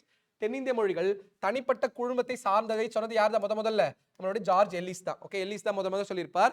அதை ப்ரூஃப் பண்ணது தான் கால்டுவெல். ஓகேவா, அவை இந்தோ ஆரிய மொழி குழுமங்களோடு தொடர்பில்லாதவை எனும் கோட்பாட்டை உருவாக்கினார். ராபர்ட் கால்டுவெல் திராவிட அல்லது தென்னிந்திய மொழிகளின் ஒப்பிலக்கணம், அதாவது கம்பேரிட்டிவ் டிராவிடியன் லாங்குவேஜ், அந்த கிராமட்டிக்கல் கம்பேரிட்டிவ் தென்னிந்திய மொழிகள் comparative grammar of the Dravidian languages சொல்லியிருப்பார். 1856ல 1856ல வெளியிட்டிருப்பார். நம்மளுடைய எலிஸ் சொன்னது நம்மளுடைய ஆரிய மொழிகளோட தொடர்பில்லாதது திராவிட மொழிகள் சொல்றது யாரு, எல்லிஸ். அதை நிரூபிச்சு அந்த மொழிகளை 3 கிளாசிபிகேஷன், 3-fold கிளாசிபிகேஷன் பண்ணியிருப்பார். வட திராவிட மொழிகள், தென் திராவிட மொழிகள், நடு திராவிட மொழிகள் கிளாசிஃபை பண்ணது யாரு, ராபர்ட் கால்டுவெல் தான். ஓகேவா, எஸ். திராவிட மொழிகளுக்கு இடையில் நெருக்கமான ஒப்புமை இருப்பதையும் அப்படியான ஒப்புமை சமஸ்கிருதத்தோட இல்லை, நம்மளுடைய திராவிட மொழிகளுக்குள்ளதான் ஒரு ஒற்றுமை இருக்கு. நிறைய மொழிகள் தமிழ் மொழியிலிருந்து உருவாயிருக்கு. தெலுங்கு, கன்னடம், மலையாளம், உருது, தெலுங்கு, தோடா இந்த மாதிரியான மொழிகள் தமிழ் மொழியிலிருந்து கிளச்சி உருவாயிருக்குங்கிறத ப்ரூவ் பண்ணியிருப்பார். ஓகேவா, அது சமஸ்கிருதத்துக்கு அதுக்கு தொடர்பு இல்லை நிரூபித்தார். மேலும் தமிழின் தொன்மையை நிலைநாட்டினார். ஓகேவா, family of languages பார்த்தோம். In 1856 he established the close affinity between the Dravidian languages in the contrast with the Sanskrit and also established the antiquity of Tamil. Tamil எந்த அளவுக்கு பழமை வாய்ந்தது சொல்லிட்டு யார் நிறுவனது, நம்மளுடைய எல்லிஸ் தான் நிறுவியிருப்பார். ஓகேவா, எஸ். இதோட நம்மளுடைய கிறிஸ்டியன் மிஷனரிஸ் டாபிக் ஓவர் ஆகுது. அடுத்த டாபிக் என்ன அப்படின்னா, impact of British East India Company India, தமிழ்நாடுல. குறிப்பா கொஸ்டின்ல கேட்டு நம்ம சிலபஸ்ல இருக்கிறது என்னன்னா, ஆங்கில கிழக்கிந்திய கம்பெனியோடைய தாக்கம் என்ன தமிழ்நாட்டுல அப்படிங்கிறத சிலபஸை தவிர்த்து ஆங்கிலேயர்களுடைய தாக்கம் கிடையாது. ஓகே, ஆங்கிலேயர்களுடைய தாக்கம்னா தான் கிழக்கிந்திய கம்பெனி பத்தி படிக்கணும், பிரிட்டிஷ் கவர்மெண்டோட இம்பாக்ட் பத்தி படிக்கணும். உங்களுக்கு பாலிட்டியில தான் பிரிட்டிஷ் கவர்மெண்டோடைய இந்த இம்பாக்ட்ல என்ன மாதிரி விஷயங்கள் பண்ணாங்க, பெஸ்ட் எக்ஸாம்பிள் ஆக்ட்லாம் கொண்டு வந்திருப்பாங்களே, அந்த government of India act, council act அதெல்லாம் வந்திருக்கும், அதெல்லாம் நீங்கள் படிப்பீங்க. பட் நம்மளுக்கு பிரிட்டிஷ் ஈஸ்ட் இந்தியா கம்பெனியோட இம்பாக்ட் என்ன, ஜஸ்ட் சிம்பிளிஃபைடாக நம்ம பார்ப்போம். முக்கியமாக கல்வியிலையும் நில சீர்திருத்தம், லேண்ட் ரெவன்யூல தான் அவங்களோட மிகப்பெரிய இருக்கும். அதை தாண்டி ஜுடிஷியரியில் என்ன மாதிரியான சேஞ்சஸ் இருக்குது அப்படிங்கிறத பார்ப்போம். Okay, yes. குறிப்பா வெள்ளூர் ரிவோல்ட்டுக்கு அப்புறம், வெள்ளூர் ரிவோல்ட் 1806க்கு அப்புறம் கம்ப்ளீட் தமிழ்நாடு ஓகேவா யாரோட கண்ட்ரோல்ல போயிருச்சுன்னா பிரிட்டிஷ் கவர்மெண்டோட கண்ட்ரோல்ல போயிருச்சு. அதுக்கு முன்னாடி கர்நாடக ட்ரீட்டி எல்லாம் பார்த்திருப்போம். கர்நாடக ஒப்பந்தம் 1892, கர்நாடக ஒப்பந்தம் 1801 மூலமா கம்ப்ளீட் மதராஸ் பிரசிடென்சி யாரோட கண்ட்ரோல்ல போயிருச்சு, பிரிட்டிஷ் ஈஸ்ட் இந்தியன் கம்பெனியோட கண்ட்ரோல்ல போயிருச்சு. ஓகேவா, எஸ். அதன் அடிப்படையில் அவங்க என்ன பண்றாங்க, நில வருவாய் மற்றும் நில நிர்வாகத்தை சீர்திருத்தினர், நீதித்துறையை மாற்றி அமைத்தனர், தொடர்பு சாதனங்களை முன்னெடுத்தனர். ஏன்னா கம்யூனிகேஷனுக்காக ரோட்ஸ் போடுறது அந்த மாதிரியான விஷயங்கள்லாம் பண்றாங்க. முக்கியமான அவங்க விஷயம் என்னன்னா லேண்ட் டாக்ஸ் தான். ஆமாவா இல்லையா, லேண்ட் டாக்ஸ் தான் அதிகமாக ஃபோக்கஸ் பண்றாங்க. அப்போ லேண்ட் ரெவன்யூ பார்த்தீங்கன்னா இனிஷியலா 1793ல ஆல்ரெடி 1793ல இந்தியா முழுமைக்கு கொண்டு வரப்பட்ட அந்த பர்மனன்ட் செட்டில்மெண்ட் சிஸ்டம் சொல்லப்பட்ட நிலையான நிலவரி திட்டம் தான் அப்போ அமல்ல இருந்திருக்கும். அந்த நிலையான நிலவரி திட்டம் தான் மெட்ராஸ்ல அமல்படுத்தியிருப்பாங்க. அது நிறைய குறைகள் இருந்திருக்கும். அந்த குறைகளை சீர்திருத்தம் பண்றது வகையில் தமிழ்நாட்டில் அப்போ மெட்ராஸ் கவர்னரா அந்த சர் தாமஸ் மன்றோ நிறைய முயற்சிகள் எடுத்திருப்பார். ஓகேவா, நில வருவாயே கம்பெனி அரசாங்கத்தின் முதலாவது விஷயம் என்பது கேள்விக்கு அப்பாற்பட்டது. அதைத்தான் மற்றவை எல்லாம் சார்ந்திருந்தது. அதை ரெவன்யூ சார்ந்தானா இருக்கு, மற்ற எல்லா விஷயமும் நடந்திருக்கு. அதை கொடுத்திருக்கு. The suppression of the Vellore revolt led to this. They reformed land revenue and educational administration. They transformed the judiciary and promoted the media. In their various activities, the land revenue was the main concern. Okay, என்ன நடந்தாலும் அவங்களுக்கு தேவை வருவாய், அதுதான் ரொம்ப முக்கியமான விஷயமா இருக்கு. ஓகேவா, yes. That land revenue was the first matter of the companies government is beyond the question. That was what everything else dependent on every people survived. Okay, அதில் இவங்க பண்ண கல்வி சார்ந்த விஷயங்கள்ல முதல் முக்கியமானது Madras Christian college Madras. Okay, எப்போ எஸ்டாப்ளிஷ் பண்ணான்னு பார்த்தோம், 1837ல இவங்களோட சப்போர்ட்டோட தான், யாரோட பிரிட்டிஷ் ஈஸ்ட் இந்தியா கம்பெனியோட சப்போர்ட்டோட தான் பார்த்தோம். நம்ம முன்னாடி கிறிஸ்டியன் மிஷனரிஸ்ல பார்த்தோம். ஓகேவா, தமிழ்நாட்டின் மிக பழமையான கல்வி நிறுவனங்களில் ஒன்றாகும். இது ஆரம்பத்தில் அமெரிக்க வெளிநாட்டு மிஷனரிகள் ஆணையத்தால் நிறுவப்பட்டது. அடுத்து பார்த்தது பிரசிடென்சி காலேஜ், 1840ல் நிறுவப்பட்டது பிரசிடென்சி காலேஜ். ஓகே, இதுவுமே கிறிஸ்டியன் மிஷனரிஸோட சப்போர்ட்டோட பிரிட்டிஷ் ஈஸ்ட் இந்தியன் கம்பெனியோட ஆட்சி காலத்தில் நிறுவப்பட்டது தான். முதல் அரசு கல்லூரி, இது அரசு கல்லூரி. முதல்ல பார்த்தது மிஷனரிஸோடது. ஓகே, இது பரந்த அளவிலான படிப்புகளை வழங்கி பிராந்தியத்தில் அறிவுசார் வளர்ச்சியில் குறிப்பிடத்தக்க பங்கு வகித்தது. Established in 1840, presidency college was one of the first government colleges. முன்னாடி பார்த்தது பிரிட்டிஷோட மிஷனரிஸோடது. ஓகேவா, இது கவர்மெண்ட் காலேஜ். ஓகே, இன்னுமே கவர்மெண்ட் காலேஜ் தான், Madras presidency. It offered wide ranges of courses and played a significant role in the intellectual development of the region. அரசு கலைக்கல்லூரி ரொம்ப முக்கியமான விஷயம். ஆர்ட்ஸ் காலேஜ் எங்கன்னா கும்பகோணம்ல, நம்ம மெட்ராஸ் தாண்டி எஸ்டாப்ளிஷ் பண்ணப்பட்ட ஒரு முக்கியமான காலேஜ் வந்து 1846ல இந்த கவர்மெண்ட் காலேஜ் கும்பகோணம் அதான் கொடுத்திருக்கு. இந்த கல்லூரி 1846 நிறுவப்பட்டது மற்றும் சென்னைக்கு வெளியே உள்ள ஆரம்ப கால அரசு நிறுவனங்கள்ல ஒண்ணு. ஓகேவா, கல்லூரிகள் ஒண்ணு. இது காவேரி டெல்டா பிராந்தியத்தில் கல்வியை ஊக்குவிக்கிறதுல முக்கியமான பங்கு வகிச்சிருக்கு. அடுத்து சென்னை யூனிவர்சிட்டி நம்மளுடைய பிரிட்டிஷ் கவர்மெண்ட் ஆட்சிக்கு வரதுக்கு முன்னாடி Charles Wood, okay, Charles Wood அறிக்கையின் அடிப்படையில் சார்லஸ் வுட் 1854ல ரிப்போர்ட் கொடுத்திருப்பார். 44 54 1854ல ரிப்போர்ட் கொடுத்திருப்பார். அவரோட ரிப்போர்ட் நம்ம சார்லஸ் வுடோட அறிக்கை என்ன சொல்லுவோம், இந்திய கல்வியோட மகாசாசனம், மேக்னா கார்ட்டா ஆஃப் இந்தியன் எஜுகேஷன் சிஸ்டம் சொல்லுவோம். இந்திய கல்வியோட மகாசாசனம். காரணம் என்னன்னா, அவர் தான் யூனிவர்சலைசேஷன் ஆஃப் எஜுகேஷன், அனைவருக்குமான கல்வியை ஊக்குவிச்சிருப்பார். அவர் சார்லஸ் வுட் ரெக்கமெண்டேஷன் அடிப்படையில் 3 மாகாணங்கள் என்ன பண்ணுங்க, ஏன்னா பாம்பே, கல்கட்டா, மதராஸ், இந்த 3 மாகாணங்களையுமே ஒரு common university, government university establish பண்ணுங்க சொல்லியிருப்பார். அதன் அடிப்படையில் நிறுவப்பட்டது தான் மெட்ராஸ் யூனிவர்சிட்டி. சென்னை பல்கலைக்கழகம் 1857 நிறுவப்பட்ட சென்னை பல்கலைக்கழகம் இந்தியாவின் ஆரம்ப கால பல்கலைக்கழகங்களில் ஒன்றாகும். இது தமிழ்நாட்டில் மேற்கத்திய கல்வி மற்றும் ஆராய்ச்சியை ஊக்குவிப்பதில் முக்கியமான பங்கு வகிச்சது. Okay, university of Madras established in the year of 1857, University of Madras was one of the earliest universities in India. It played an important role in promoting Western education and research in Tamil Nadu. Okay, தமிழ்நாட்டுல western எஜுகேஷனை promote பண்ற ஒரு முக்கியமான ஆரம்ப கால கல்லூரிகள்ல ஒண்ணா யார் இருக்கா, மெட்ராஸ் யூனிவர்சிட்டி இருக்காங்க. ஓகே, அதுல லேண்ட் ரெவன்யூ பத்தி நம்ம முக்கியமா பார்த்தோம். ஏன்னா லேண்ட் ரெவன்யூ தான் முக்கியமான ஒரு revenue for British East India company. அப்போ இந்த பெர்மனன்ட் செட்டில்மெண்ட் சிஸ்டம் சொல்லப்படுற நிலையான நிலவரி திட்டம் 1793ல உருவாக்கப்பட்டாலும் இதுல யார் பெரிய அளவுக்கு டாமினேட் பண்றாங்கன்னா ஜமீன்தாஸ். ஜமீன்தாசருடைய ஆதிக்கம் அதிகமானதால அதிகமா மக்களை சுரண்டுறாங்க. It leads to famines. Okay, மக்கள் அதிகமா சுரண்ட போடுது. மக்கள் என்ன பண்றாங்கன்னா டெப் ட்ராப் சொல்லப்படுற கடன் வலையில அதிகமா மாத்திக்கிறாங்க. ஓகே, என்ன பண்றாங்க, ஜமீன்தாஸ் வந்து அதிகமான வட்டிக்கு கடன் கொடுக்குறாங்க. கடன் கொடுத்து விவசாயிகள் விவசாயம் பண்றாங்க. விவசாயம் பொய்த்து போகுது, ஃபெயிலியர் ஆயிருது. ஃபெயிலியர் ஆனா திரும்ப என்ன பண்றாரு, அவங்களுக்கு வாங்கின கடன் ஃபுல்லாவே லாஸ் தானே, லாஸ் ஆயிராங்க. திரும்ப கடன் வாங்குறாங்க. அப்ப கடன்ல மூழ்கி it leads to debt trap, கடன் வலையில மாட்டிக்கிறாங்க. கடன் வலையில மாற்றதால விவசாயம் செய்ய முடியல. இட் லீட்ஸ் டு என்னது, ஃபமைன். அப்போ இதுல இருக்க பிரச்சனையை சரி செய்யறதுக்காக வந்த ஒரு முறை தான் என்னது, ரியாத்வாரி ஆர் ரயத்வாரி. ரியாத்வாரி சிஸ்டம் சொல்லுவாங்க. ரியாத்னா யாருன்னா விவசாயிகள், farmers or peasants. Farmers or peasants. வாரினா டாக்ஸ், வரி தான் வாரி ஆயிடுச்சு டாக்ஸ். அப்போ ஃபார்மர்ஸ் என்ன பண்றாங்க, இங்க இன்டர்மீடியேட்டரா என்னன்னா நம்மளுடைய பெசன்ஸ் வந்து யாருக்கு டைரக்டா டாக்ஸ் பே பண்ண போறாங்க, நம்மளோட பிரிட்டிஷ் கவர்மெண்ட்டுக்கு டைரக்டா டாக்ஸ் பே பண்ண போறாங்க. இன்டர்மீடியேட்டார்னு ஜமீன்தாஸ் வரமாட்டாங்க. யார் கிடையாது, ஜமீன்தாஸ் இங்க இடையில வரமாட்டாங்க. ஜமீன்தாஸ் இல்லாததால டைரக்டா என்ன பண்றாங்க, பிரிட்டிஷ் கவர்மெண்ட் டாக்ஸ் பே பண்ணும்போது இங்க எக்ஸ்ப்ளாய்டேஷன் ஓரளவுக்கு குறைய வாய்ப்பு இருக்கு. அட்ஜஸ்ட் பார்த்து வச்சுக்கலாம். ஓகே, அந்த முறை தான் என்னது, ஜமீன்தாரி முறை. ஓகேவா, அப்போ ரயத்வாரி சிஸ்டம் பத்தி என்னன்னு பார்ப்போம். அப்போ ரயத்வாரி சிஸ்டம் பார்த்தீங்கன்னா இனிஷியலா நம்மளோட 1793ல ஜமீன்தாரி ஜமீன்தாரி ஆக்ட் கொண்டு வரும்போது நான் இதெல்லாம் உருவாகுது. பட் 1820ஸ்ல தான், ஓகே, 1872ல 1820களில், ஓகே, 1820ஸ்ல தான் யாருன்னா 2 முக்கியமான பர்சன்ஸ். ஒன்னு நம்மளோட Alexander read, another one is Thomas Munro. Okay, ரெண்டு பேரும் என்ன பண்றாங்கன்னா நம்மளுடைய ரயத்வாரி சிஸ்டம் தமிழ்நாட்டில் இன்ட்ரோடியூஸ் பண்ணணும்னு பாக்குறாங்க. ரயத்வாரி சிஸ்டம் தமிழ்நாட்டுக்குள்ள வருது. அதோட முக்கியத்துவம் என்ன அப்படிங்கறத நம்ம பார்ப்போம். ஓகேவா, எஸ், வரி வசூலி முறையாக அவர்கள் பரிசீலித்து பார்த்துவிட்டு ரயத்வாரி முறையே நாட்டுக்கு மிகவும் பொருத்தமானது. ஏன்னா ஜமீன்தாரி சிஸ்டம், அதாவது ஜமீன்தாரி முறையோட மிகப்பெரிய பிரச்சனையே என்னன்னா ஜமீன்தார்ஸ் தான்.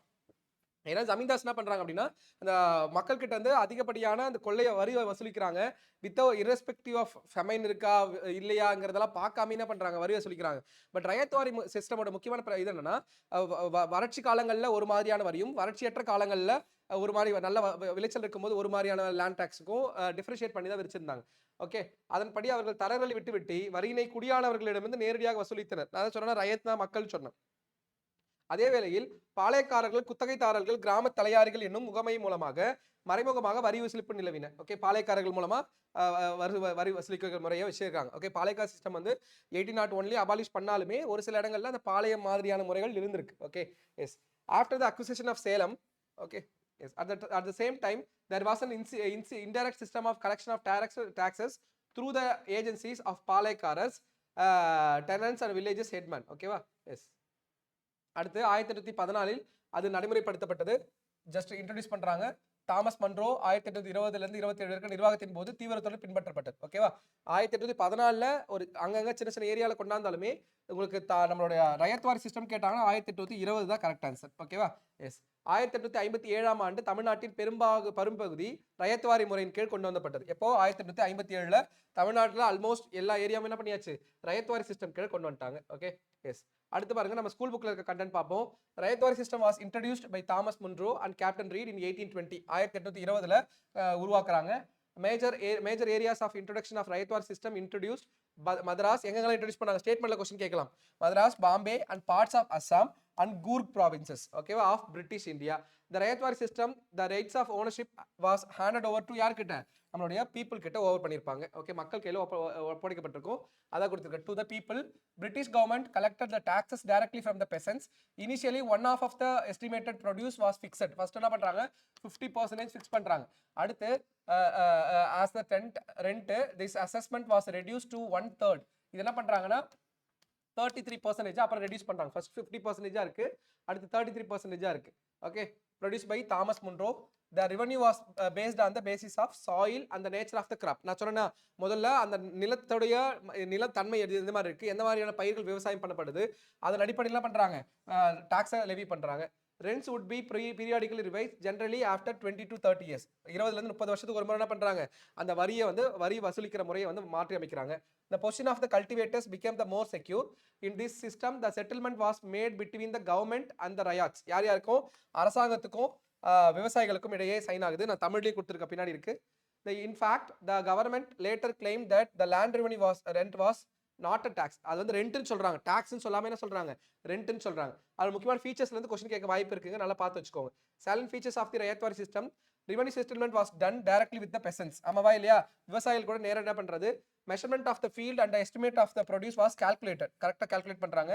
The government fixed the demand at 45% to 55% of the produce. நான் சொன்னேனா நம்மளுடைய டாக்ஸ் வந்து முதல்ல இனிஷியல் எவ்வளவு இருக்கு? 50% இருக்கு, அதுக்கு அப்புறம் 33% குறையுதுன்னு பார்த்தோம். எஃபெக்ட்ஸ் பாருங்க. The most of the areas of land revenue was fixed and excessive. The ryots were hardly left with the bare maintenance even in the best of the season. Under the system, the government exploited the farmers instead of zamindars. இந்த சிஸ்டமோட மிகப்பெரிய பிரச்சனை வந்து இதுக்கு முன்னாடி zamindars exploit பண்ணிட்டு இருந்தாங்க. இப்போ யார் எக்ஸ்ப்ளாய்ட் பண்ண போறா? பிரிட்டிஷ் கவர்மெண்ட்டே எக்ஸ்ப்ளாய்ட் பண்றாங்கற மாதிரி கிரிட்டிசைஸ் பண்ணிருப்பாங்க. ஓகே, தமிழ்ல பாப்போம். ரயத்வாரி முறை 1820 கேப்டன் ரீட் மற்றும் தாமஸ் மன்றோ என்பவர்களால் அறிமுகப்படுத்தப்பட்டது. இம்முறை மதராஸ், பாம்பே, அஸ்ஸாம் பகுதிகள் மற்றும் கூர்க் ஆகிய இந்திய மாகாணங்களில் கொண்டு வரப்பட்டது. இந்த முறையின் மூலம் நிலத்தின் உரிமையானது விவசாயிகள் வசம் ஒப்படைக்கப்பட்டது, அதாவது பெசன்ஸ். இதனால் விவசாயிகள் நிலத்தின் உரிமையாளர்களாயினர். ஆங்கிலேயர் அரசு நேரடியாகவே விவசாயிகளிலிருந்து வரியை பெற்றது. ஓகே, தொடக்கத்தில் நிலவரியில் பாதியாக நிர்ணயிக்கப்பட்டது. பின்னர் இது தாமஸ் மன்றோவால் என்ன பண்றாங்க? 1/3 அதாவது 33% குறைக்கிறாங்க. ஓகேவா? இம்முறையில் நில வருவாயானது மண் மற்றும் பயிரின் தன்மை அடிப்படையில் தீர்மானிக்கப்பட்டது. பொதுவாக 20 அல்லது 30 ஆண்டுகளுக்கு, எத்தனை வருஷத்துக்கு ஒரு முறை இதெல்லாம் கேட்க வாய்ப்பு இருக்கு? 20 ல இருந்து 30 இயர்ஸ். இத்திட்டத்தில் விவசாயிகள் நிலைமை மிகவும் பாதுகாப்பானதாக இருந்தது. உண்மையில் அரசு விவசாயிகளிடமிருந்து நில வருவாயை வரியாக அல்லாமல் என்ன பண்றது? குத்தகையாகவே, ரெண்டாவே வாங்குறாங்க. வரியா சொல்லாம ரெண்டா வாங்குறாங்க. ரயத்வாரி முறையோட சிறப்பு கூறுகள் பாருங்க. வரி வருவாய் நேரடியாக விவசாயிகளோடு செய்து கொள்ளப்பட்டது. நில அளவு மற்றும் விளைச்சலின் மதிப்பீடு கணக்கிடப்பட்டது. ஓகே, நிலத்தோட அளவு அளந்து அதுக்கேற்ற மாதிரி விளைச்சல்ல டாக்ஸ் கலெக்ட் பண்ணிருக்காங்க. அரசு விளைச்சலில் 45 ல இருந்து 50% வந்து வரியா நிர்ணயம் செஞ்சது. Okay, yes. ஏற்பட்ட விளைவுகள் பாருங்க. பெரும்பாலான பகுதியில் நில வருவாய் மிக அதிகமாக இருந்துச்சு. ஓகே, 50% அதிகம். ஓகே, ஒரு இனிஷியலா கிராஜுவலா இருந்துச்சான்னு கேட்டா இல்ல. ஓகே, ஒரு இடத்துல 50, 45 அதுதான் ரேட் சொல்லிருக்காங்க. 45 to 50. ஓகே, அடுத்து பாருங்க. அரசு ஜமீன்தார்களுக்கு பதிலாக விவசாயிகளை சுரண்டினர். ஓகே, ஜமீன்தாரர் சுரண்டது பதிலா அரசு விவசாயிகளை சுரண்டுச்சு. நீதித்துறையில் ஏற்படுத்தது. நீதித்துறை பொறுத்த வரைக்கும் நம்ம பார்த்திருப்போம். ரெகுலேட்டிங் ஆக்ட் ஆஃப் 1773 மூலமா நம்மளுடைய கல்கத்தால உச்சநீதிமன்றம் நிறுவப்பட்டிருக்கும். ஆமாவா? நீதிமன்றம் அட் கல்கத்தா உச்சநீதிமன்றம் நிறுவப்பட்டிருக்கும். அதே மாதிரி பாத்தீங்கன்னா மெட்ராஸ்லயுமே 1800களில் உச்சநீதிமன்றம் நிறுவப்பட்டிருக்கும். அது என்னன்னு பார்ப்போம். ஓகேவா? மெட்ராஸ் ராஜதானியின் நீதித்துறை படிப்படியாக வளர்ச்சி கண்டது. மெட்ராஸில் நிலை பெற தொடங்கிய குழந்தை பருவத்திலிருந்து பிரிட்டிஷ் அரசாங்கம் நீதி நிர்வாகத்தில் உரிய கவனம் செலுத்தியது. 1661ஆம் ஆண்டு உரிமை சாசனம் கவுன்சிலின் ஆளுநர் மற்றும் உரிமைகளையும் புனித ஜார்ஜ் கோட்டையும் ஒரு குற்றவியல் நீதிமன்றமாக்கியது. ஜார்ஜ் கோட்டையில் இருக்க அதிகாரி தான் என்ன பண்ணுவார்? குற்றவியல் நீதிபதியா செயல்படுவார்னு சொல்லிட்டு இந்த ஒரு உரிமை சாசனம் ஒரு மேக்னா கார்ட்டா சொல்லுது. ஓகே, இதெல்லாம் ஜஸ்ட் பார்த்து வச்சுக்கோங்க. இதெல்லாம் அந்த அளவுக்கு முக்கியத்துவமானு கேட்டா ஜஸ்ட் பார்த்து வச்சுக்கோங்க. ஓகே, 1867ஆம் ஆண்டு உரிமை சாசனம் மெட்ராஸிற்கு ஒரு நகராட்சி அமைத்தது. நம்ம பார்த்திருப்போம். 1687 தான் மெட்ராஸ் கார்ப்பரேஷன் ஃபவுண்ட் ஆயிருக்கும்னு பார்த்திருப்போம். ஓகே. அடுத்து 1801 ரொம்ப ரொம்ப முக்கியமானது. எப்படி கல்கட்டால 1774ல உச்சநீதிமன்றம் 1774ல கல்கத்தால உச்சநீதிமன்றம் நிறுவனமோ 1801 என்ன பண்றாங்க, பாராளுமன்ற சட்டத்தின் மூலம் உச்சநீதிமன்றத்தை ஏற்படுத்தியது எங்க, மெட்ராஸ்ல. அதுல ஒரு தலைமை நீதிபதியும் 2 நீதிபதிகளும் இருந்திருப்பாங்க. 1+2 2 பேர் இருக்காங்க. ஓகே, மொத்தம் 3 பேர் இருக்காங்க. ஆவண நீதிமன்றத்தின் பதிவாளர் சர் தாமஸ் ஸ்ட்ரேஞ்ச் முதலாவது தலைமை நீதிபதி. ஓகே, ரொம்ப ரொம்ப முக்கியமானது. ஃபர்ஸ்ட் இங்க யாரு, sir Thomas Strange. Henry Gwillim மற்றும் சல்லிவன் ஆகியோர் முதல் நீதிபதிகளாகவும் நியமிக்கப்பட்டனர். 1+2 பார்த்தோமா, yes. Okay, sir Thomas Strange. அடுத்து தொடர்வண்டிகள். இன்ஃப்ராஸ்ட்ரக்சரை பொறுத்த வரைக்கும் முக்கியமா நம்ம இந்தியாவில் 3 முக்கியமான ரயில்வேஸ் வந்து இந்தியாவில் இன்ட்ரோடியூஸ் ஆயிருக்கும் ஃபர்ஸ்ட் பீரியட்ல. டல்ஹவுசி பீரியட்ல பார்த்தீங்கன்னா அதில் ஒன்று சென்னைக்கு வந்திருக்கும், சென்னை டு மദ്രാஸ்ல இருந்து அரக்கோணம் வரைக்கும். ஓகே, பெரும்பாலும் எஸ்டாப்ளிஷ் பண்ணது பார்த்தீங்கன்னா எங்க இருந்துன்னா உள்பகுதியிலிருந்து போர்ட்டை கனெக்ட் பண்ணுற மாதிரி இருக்கும். ஓகே, அரக்கோணம் டு சென்னை, சென்னையிலேருந்து அரக்கோணத்தை கனெக்ட் பண்ணியிருக்கோம். தானே டு மும்பை, மும்பையிலேருந்து தானே வரைக்கும். இங்கே வந்து Howrah to Raniganj. Okay, Howrah to Raniganj. இது மாதிரி எனக்கு மும்பை போர்ட்டை கனெக்ட் பண்ணுற மாதிரி தான் என்ன பண்ணியிருப்பாங்க, நினைச்சிருப்பாங்க. ஃபர்ஸ்ட் வந்து 1853ல் கொண்டாந்துருப்பாங்க. இது 55, இது 1856ல் நம்மளுக்கு சென்னைக்கு வந்திருக்கும். ஓகேவா, போக்குவரத்தை மேம்படுத்தவும் பொருளாதார நடவடிக்கைகளை ஊக்குவிக்கவும் இது முக்கியமானது. ஆமாவா இல்லையா? எஸ். நீங்க கமெண்ட் பண்ணுங்க, தமிழ்நாட்டுடைய முதல் ரயில்வே நிலையம் எங்க நிறுவப்பட்டது பிரிட்டிஷ் ஆட்சி காலத்துல? முதல் ரயில்வே நிலையம் எங்க, அதுக்கு கமெண்ட் பண்ணுங்க. சரியா? இதோட நம்மளுக்கு எக்ஸாக்டான சிலபஸ் போர்ஷன் கம்ப்ளீட் ஆயிருச்சு. நம்ம இதுக்கப்புறம் பார்க்க போறது எல்லாமே கரண்ட் அஃபேர்ஸ். இதெல்லாம் எக்ஸ்ட்ரா நம்ம சிலபஸ்ல கவர் ஆகாதது, பட் ஆனால் சிலபஸோட ரிலேட் ஆனது. ஓகே, அதெல்லாம் நம்ம பார்க்க போறோம். நம்ம நெக்ஸ்ட் பார்க்க போறது என்னது, current affairs. Okay, just note பண்ணி வச்சுக்கோங்க. கரண்ட் அஃபேர்ஸ் பார்க்க போறோம். அதெல்லாம் modern history related current affairs மட்டும் தான் பார்க்க போறோம், மற்ற சப்ஜெக்ட் கிடையாது. அதுல ஃபர்ஸ்ட் கரண்ட் அஃபேர், போன வருஷம் நம்மளுடைய சீஃப் மினிஸ்டர் நம்மளோட பட்ஜெட்டை பிரசன்ட் பண்ணாங்க. தங்கம் தென்னரசு நம்மளுடைய ஃபினான்ஸ் மினிஸ்டர். அகழ்வாராய்ச்சிக்கு எவ்வளோ அனௌன்ஸ் பண்ணியிருக்காங்க, 5 crore rupees 5 கோடி ரூபாய் ஒதுக்கியிருக்காங்க. மேபி அமௌண்ட் எல்லாம் பார்த்து வச்சுக்கோங்க. லாஸ்ட் குரூப் 4ல கூட SC/ST டிபார்ட்மெண்ட்டுக்கு எவ்வளவு ஃபண்ட் அலோகேட் ஆச்சுன்னு கொஸ்டின் கேட்டிருந்தாங்க. அதனால அது மாதிரி கொஸ்டின்ஸ்க்கு வரலாம். ஓகே, அப்போ கீழடி, வெம்பக்கோட்டை, கீழ்நாமண்டி. ஓகே, கீழமண்டி கிடையாது, கீழ்நாமண்டி திருவண்ணாமலையில இருக்கு. கீழ்நாமணி உள்ளிட்ட 8 இடங்களில் தொல்லியல் அகழாய்வுகள் மேற்கொள்ளப்படும். கர்நாடகாவில் ஒடிசாலையும் என்ன பண்ண போறாங்க, அகழ்வாராய்ச்சி பண்ண போறோம்னு சொல்லிட்டு அனௌன்ஸ் பண்ணியிருக்காங்க. கீழடியில திறந்த வெளி அருங்காட்சியகம் அமைக்கப்படும் சொல்லியிருக்காங்க. ஓகே, 17 கோடியில் அமைக்கப்படும் சொல்லிட்டு தமிழ்நாடு அரசாங்கம் பட்ஜெட்ல அனௌன்ஸ் பண்ணியிருக்காங்க. ஓகேவா, எஸ். அடுத்த ஒரு முக்கியமானது, இப்போ ரீசெண்டாக கரண்ட் அஃபேர்ல வந்த விஷயம். Okay, last week chief minister announce பண்ணது. இதுல இருந்து கொஸ்டின் மேக்ஸிமம் வராது, பட் ஆனால் தெரிஞ்சு வச்சுக்கோங்க. தமிழ்நாடு அரசாங்கம் கீழடி அருங்காட்சியகம் சார்பாக ஒரு வலைதளத்தை வெப்சைட்டை லான்ச் பண்ணியிருக்காங்க. ஓகேவா, அதுல பாருங்க, கீழடி வைகை நதிக்கரையில் சங்ககால நகர நாகரிகம். ஓகே, ரொம்ப ரொம்ப முக்கியம். அந்த வெப்சைட்டோடைய ஃப்ரண்ட் பேஜ்ல இருக்கிறது. ஓகேவா, மெய்நிகர் சுற்றுலா கீ செயலியை வந்து இன்ட்ரடியூஸ் பண்ணியிருக்காங்க, கீங்கிற செயலி. ஓகே, உங்களுக்கு இப்போ யூஸ் பண்ணலனாலும் பின்னாடி யூஸ் ஆகும். அதனால சும்மா பார்த்து வச்சுக்கோங்க. கீழடி அகழ்வார் அறிக்கை, அகழாய்வுகள் இந்த மாதிரி இருந்திருக்கு, சீஃப் மினிஸ்டர் வந்து தொடங்கி வச்சிருக்காங்க. ஓகே, அதுக்கு கீழடிக்கான இணையதளம். ஓகே, அது ரொம்ப ரொம்ப முக்கியமானது. அடுத்து ரொம்ப ஒரு முக்கியமான அனௌன்ஸ்மெண்ட். இந்தியாவில் பார்த்தீங்கன்னா இந்த இரும்பு காலம் தமிழ் நிலப்பரப்பில் இருந்தால் தொடங்கியிருக்கு அப்படிங்கிறத எவிடன்ஸோட நிரூபியிருக்காங்க. தமிழ்நாட்டில் கண்டுபிடிக்கப்பட்ட இரும்பு கருவிகள் 5400 வருடங்களுக்கு முற்பட்டது அப்படிங்கிறத ஆர்கியாலஜிக்கல் எவிடன்ஸ் மூலமா கண்டுபிடிக்கப்பட்டிருக்கு. அதான் நம்ம பார்க்க போறோம். இரும்பு காலம் தமிழ் நிலப்பரப்பில் இருந்தே தொடங்கியுள்ளது. தமிழ் நிலப்பரப்பில் இருந்தால் இரும்பு காலம் தொடங்கியது. 5300 ஆண்டுகள், 5300. ஓகே, 5300 ஆண்டுகளுக்கு முன்பே இரும்பு அறிமுகமாகியுள்ளது. ஏன்னா இந்தியாவில் கண்டுபிடிக்கப்பட்ட இரும்பிலே பழமையான இரும்பு எங்கதான், தமிழ்நாட்டில் இருந்தா கண்டுபிடிக்கப்பட்டிருக்கு. அதனால இரும்பு காலம் தமிழ்நாட்டில் இருந்தா தொடங்கி இருக்க வாய்ப்பு இருக்குன்னு சொல்லிட்டு சீஃப் மினிஸ்டர் அனௌன்ஸ் பண்ணியிருக்காங்க. அது ரிலேட்டடா ஒரு இது வந்திருக்கு. ஓகேவா, எஸ். தொல்லியத்துறை இரும்பின் தொன்மை 5000 ஆண்டுகளுக்கு முன்பே இரும்பு தொழில்நுட்பத்தை பயன்படுத்தினர் தமிழர்கள். ஓகே, உறக்க சொல்வோம் உலகுக்கு. நம்ம கண்டுபிடிக்கப்பட்ட தமிழ்நாட்டில் கண்டுபிடிக்கப்பட்ட இரும்பு கருவிகள் நம்ம எல்லாம் பெருமையா கொள்ள வேண்டிய ஒரு விஷயம். ஆமாவா இல்லையா? தமிழ்நாட்டில் இருந்தா இரும்பு காலம், அயனேஜ் பீரியட். ஏன்னா முன்னாடியே நம்ம கிளாஸ்ல சொல்லியிருப்பேன், சங்கம் பீரியட் இஸ் அயனேஜ் பீரியட். ஆமாவா இல்லையா? சங்கம் காலம்ங்கிறது இரும்பு காலம் சொல்லியிருப்பாங்க. ஓகேவா, எஸ். அப்ப இரும்புங்கிற கருவி தமிழ்நாட்டில இருந்து தான் பண்ணப்பட்டிருக்கு, உருவாயிருக்கு அப்படிங்கிறது சொல்றாங்க. ஓகே, இதுல இந்த ஆர்டிகல் தமிழ்ல ஆட் பண்ணியிருக்கேன், இங்கிலீஷ்ல இருக்கவங்களும் படிச்சுக்கோங்க. இதுல இருக்க பெரும்பாலான ஸ்லைடு வந்து தமிழ்ல தான் இருக்கும். ஏன்னா தமிழ்ல தான் அதிகமாக எனக்கு சோர்ஸ் கிடைச்சது. அதை பார்த்து வச்சுக்கோங்க. ஓகே, இந்த ஆர்டிகல் சும்மா ஒரு வாட்டி பார்த்துக்கோங்க. ஏன்னா தமிழ்நாட்டு சார்ந்து திராவிட சிந்தாந்தம் சார்ந்து பார்த்துருப்போம். ஓகே, இல்லை ஹைலைட் பண்ணிக்கிறது மட்டும் பார்ப்போமா? பாருங்க, சர் ஜான் மார்ஷல் இந்தியாவிலே முதல் முறையா 1924 சிந்துவெளி நாகரிகத்தை வெளிக்கொணர்ந்த தேதி 20th August. Okay, 20th September 20 September 1924 உலகுக்கு. இது வந்து உங்களுக்கு தெரியலனா பிடிஎஃப் டவுன்லோட் பண்ணிட்டு பாருங்க. ஓகேவா? எஸ் 20 செப்டம்பர்ல அனௌன்ஸ் பண்ணியிருப்பாங்க sir John Marshall. Okay, sir John Marshall அறிவிக்கப்படுறாங்க. சிந்துவெளி நாகரிகம் ஆரிய நாகரிகத்துக்கு முற்பட்டது அப்படின்னு சொல்லியிருப்பாங்க. சிந்துவெளியில திராவிட சின்னங்கள்லாம் கண்டுபிடிக்கப்பட்டிருக்கும். முக்கியமா இந்த காளை, அந்த திமிலனுடன் கூடிய காளை மாதிரியான விஷயங்கள், அந்த ஹம்ப் இருக்கிற காளை வந்து நம்ம இண்டஸ்ல கண்டுபிடிக்கப்பட்டிருக்கோம். அதே மாதிரியான காளை எங்க இருக்கு? தமிழ்நாட்டிலேயே இருக்கு. ஓகேவா? எஸ். சிந்துவெளி நாகரிகம் பற்றி ஜான் மார்ஷல் தனது கண்டுபிடிப்பை எழுதியதும் பெரியார் ஈவேரா விடுதலை நாளிதழில் அதை பற்றி கட்டுரையை வெளியிட்டு பேசியுள்ளார். ஓகேவா? அதுமாதிரி முதல்வர் அண்ணா 1948ஆம் ஆண்டு சிந்துவெளி நாகரிகத்தை வெளிக்கொண்டு வந்த சர் ஜான் மார்ஷலை பாராட்டியிருக்கிறார். நம்மளுடைய ஃபார்மர் சீஃப் மினிஸ்டர் கலைஞர் கருணாநிதி அவர்களும் பாராட்டியிருக்காங்க. ஓகேவா? அதுமாதிரி 8 இடங்களில் அகழ்வாராய்ச்சி. தமிழ்நாட்டில் பார்த்தீங்கன்னா கீழடி சார்ந்து மற்ற இடங்களில் பாருங்க சிவகங்கை கீழில் நடத்தப்படும் அகழ்வாய்வுகள் உலகெங்கும் கவனத்தை ஈர்த்துள்ளன. அதை தாண்டி சிந்துவெளி நாகரிகத்தில் வணிக நோக்கத்திற்காக பயன்படுத்தப்பட்ட முத்திரைகளில் இடம்பெறும் குறியீடுகள் தமிழ்நாட்டு அகழ்வாய்வுகளில் கிடைக்கக்கூடிய குறியீடுகளை ஒப்பிட்டு பார்க்கிறோம். ஓகேவா? அங்க என்ன மாதிரியான குறியீடுகள் கண்டுபிடிக்கப்பட்டிருக்கு, இங்க என்ன மாதிரியான குறியீடுகள் கண்டுபிடிக்கப்பட்டிருக்குங்கிறத ஒப்பிட்டு பார்க்கிறோம். அவற்றில் பார்த்தோம்னா 60% இருக்கு, ஒரே மாதிரியா இருக்கு. ஓகே, இந்த டேட்டா கேட்க வாய்ப்பு கம்மி தான், ஏன்னா இதெல்லாம் இப்ப வந்திருக்கு டேட்டா. ஓகே, சிந்துவெளிகளில் பொதுவாக மக்களால் பயன்படுத்தப்பட்ட மட்பாண்டங்களில் உள்ள குறியீடுகளும் தமிழ்நாட்டில் கண்டுபிடிக்கப்பட்ட குறியீடுகளும் 90% ஒட்டு போயிருக்கு. ஓகேவா? அது மாதிரி பாருங்க, சிவகலை, ஆதிச்சநல்லூர், மயிலாடும்பாறை போன்ற இடங்களில் கண்டெடுக்கப்பட்டுள்ள அறிவியல் கணக்கீடுகள் சிந்துவெளி நாகரிகம் தமிழ்நாடும் இரும்பு காலத்தை சார்ந்தது அப்படிங்கிறத ப்ரூஃப் பண்ணுது. ஓகேவா? எஸ், அதை பார்த்து வச்சுக்கோங்க. அது மாதிரி பாத்தீங்கன்னா தமிழ்ல வந்து திமிலை கொண்ட காலை அதெல்லாம் கொடுத்துருக்கு. இந்த ஆர்டிக்கிள் மட்டும் ஒரு வாட்டி ரீட் அவுட் பண்ணிருங்க. அடுத்த ஒரு முக்கியமான விஷயம், விருதுநகர் மாவட்டத்தில் வெம்பக்கோட்டையில விஜய கரிசல் குளத்துல ரொம்ப ரொம்ப முக்கியமான இடம். விருதுநகர் மாவட்டம் வெம்பக்கோட்டை பக்கத்துல விஜய கரிசல் குளம் நடைபெற்று வரும் அகழாய்வில் 30.7 மீட்டர் உயரமும் அதுமாதிரி 25.6 மீட்டர் அகலமும் கொண்ட சுடுமண்ணாலான பெண்ணின் தலைப்பகுதி கண்டுபிடிக்கப்பட்டிருக்கு. ஓகே, பெண்ணோட தலைப்பகுதி எவ்வளோ சென்டிமீட்டர் மில்லிமீட்டர்லாம் பார்த்து வச்சுக்கோங்க. மேபி இதில் கூட ட்விஸ்ட் பண்ணலாம். ஓகே, எவ்வளோ பெரிய அந்த உமன் ஸ்டாச்சு தலையை வந்து கண்டுபிடிக்கப்பட்டிருக்குன்னா எந்த இடத்துல பார்த்து வச்சுக்கோங்க. எங்க வெம்பக்கோட்டை விஜய கரிசல் குளம் அப்படிங்கிற இடத்துல. Okay, yes. அடுத்து பாருங்க, கீழடியில 10ஆம் கட்ட அகழாய்வில் தா அப்படிங்கிற எழுத்து பொறிக்கப்பட்ட தமிழ் எழுத்து கொண்ட ஒரு ஓடு கண்டுபிடிக்கப்பட்டிருக்கு. தா. ஓகே, தா பார்த்தீங்கன்னா அப்போ எப்படி இருக்குன்னா, இதான் தா, பழைய தா, நம்மளுடைய பழைய தா. இந்த மாதிரி எழுத்து இருந்தா அது தா.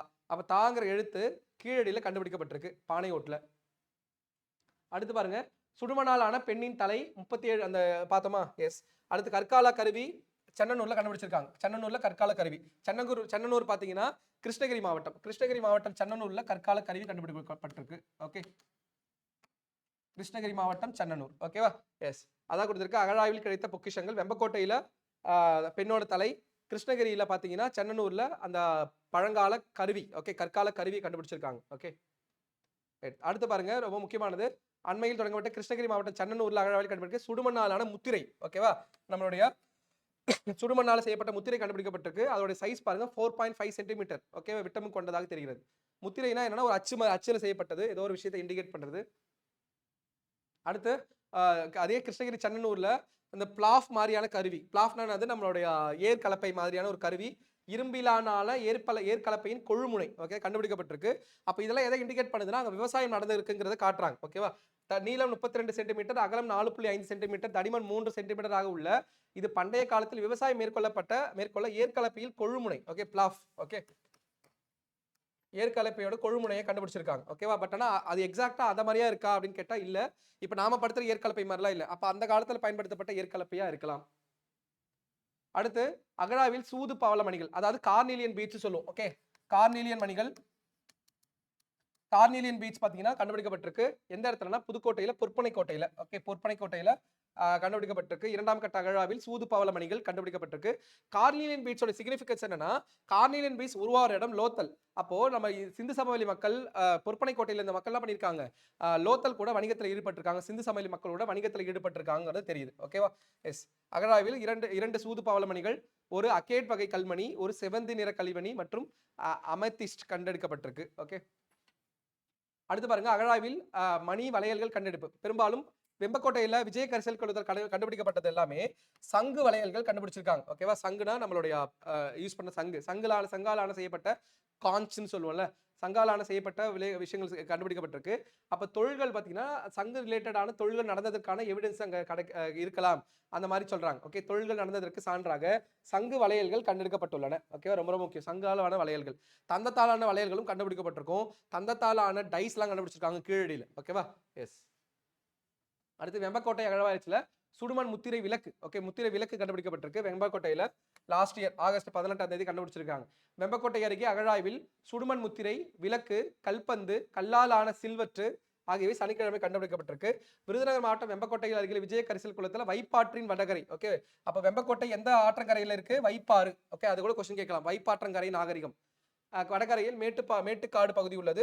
அங்க 3ஆம் கட்ட அகழாய்வு பணி நடைபெற்று வருது. இங்க கண்ணாடி மணிகள், கல்மணிகள், சிகை அலங்காரத்துடன் பெண்ணின் தலைப்பகுதி, நம்ம பார்த்தோமா முன்னாடி அங்க கண்டுபிடிச்சாங்கன்ட்டு, சிகை அலங்காரத்துடன் கூடிய பெண்ணின் தலைப்பகுதி, நாயக்கர் கால செம்பு காசு, அப்புறம் வந்து அணிகலன்கள், சங்கு வளையல்கள் உள்ளிட்ட 450க்கும் மேற்பட்ட பொருட்கள் கண்டுபிடிக்கப்பட்டிருக்கு.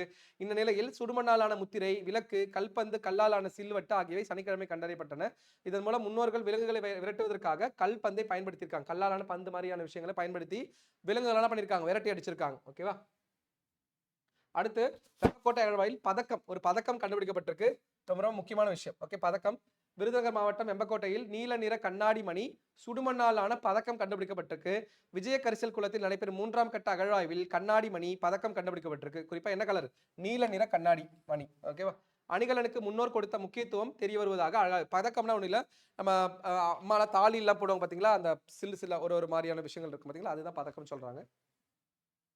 அடுத்து ரொம்ப முக்கியமானது 725 ஆண்டுகள் பழமையான சோழர் கால கல்வெட்டு. ஓகே, ரொம்ப ரொம்ப முக்கியமானது 725 ஆண்டுகள். ஓகே, சேலம் நெத்திமேடு பகுதியில் அம்மா சாயி ஈஸ்வரன் கோயில் அருகே உள்ள விவசாய நிலத்தில் 1190ஆம் ஆண்டு பொறிக்கப்பட்ட சோழர் கால பழமையான கல்வெட்டு கண்டுபிடிச்சிருக்காங்க. ஓகே, ரொம்ப முக்கியமானது சோழர் கால பழமையான கல்வெட்டு. அடுத்து அகழாராய்ச்சியில் வளையல்கள் கண்டுபிடிப்பு பார்த்திருப்போம். சங்கு வளையல்கள் கண்டுபிடிச்சான்னு பார்த்தோமா? விஜய கரிசல் குளத்துல சங்கு வளையல்கள், பெரிய கண்ணாடி மணி உள்ளிட்டவை கண்டுபிடிக்கப்பட்டிருக்கு. என்ன பொருள் எங்க கண்டுபிடிச்சாங்க? இப்ப நம்ம பார்த்தது எல்லாமே பெரும்பாலும் விஜய கரிசல் குளத்துல தான் கண்டுபிடிக்கப்பட்டிருக்கு. ஆமாவா? எஸ். அடுத்து ரொம்ப முக்கியமான ஒரு நியூஸ், பாரதியோட படைப்புகளோட தொகுப்புகளை பிரைம் மினிஸ்டர் ரிலீஸ் பண்ணாங்க. ஓகே, மகாகவி பாரதியார் 143வது பிறந்த நாளை ஒட்டி அவரது படைப்புகளின் தொகுப்பை பிரைம் மினிஸ்டர் வெளியிட்டு இருந்தாங்க. ஓகே, பிரதமர் வெளியிட்டு இருந்தாங்க. அதனால பாரதியை பத்தி பார்த்து வச்சுக்கோங்க. அடுத்து ரொம்ப முக்கியமான ஒரு விஷயம், தமிழ் நூல்களை மொழிபெயர்ப்பதற்காக, ஓகே, டிரான்ஸ்லேட் பண்றதுக்காக ரொம்ப 2 கோடி ரூபாய் பட்ஜெட் அலோகேட் பண்ணிருக்காங்க. தமிழ் நூல்களை மொழிபெயர்க்க 2 கோடி ஒதுக்கீடு. அடுத்த 3 ஆண்டுகளில் 600 புத்தகங்கள் உலக மொழிகளில் மொழிபெயர்க்க திட்டம். உலக நாடுகளில் உள்ள நூலகங்களில் தமிழ்நாட்டின் தலை சிறந்த நூல்களை இடம்பெற செய்ய ஏற்பாடு செய்யப்பட்டிருக்கு. ஓகே, ரொம்ப ரொம்ப முக்கியமானது.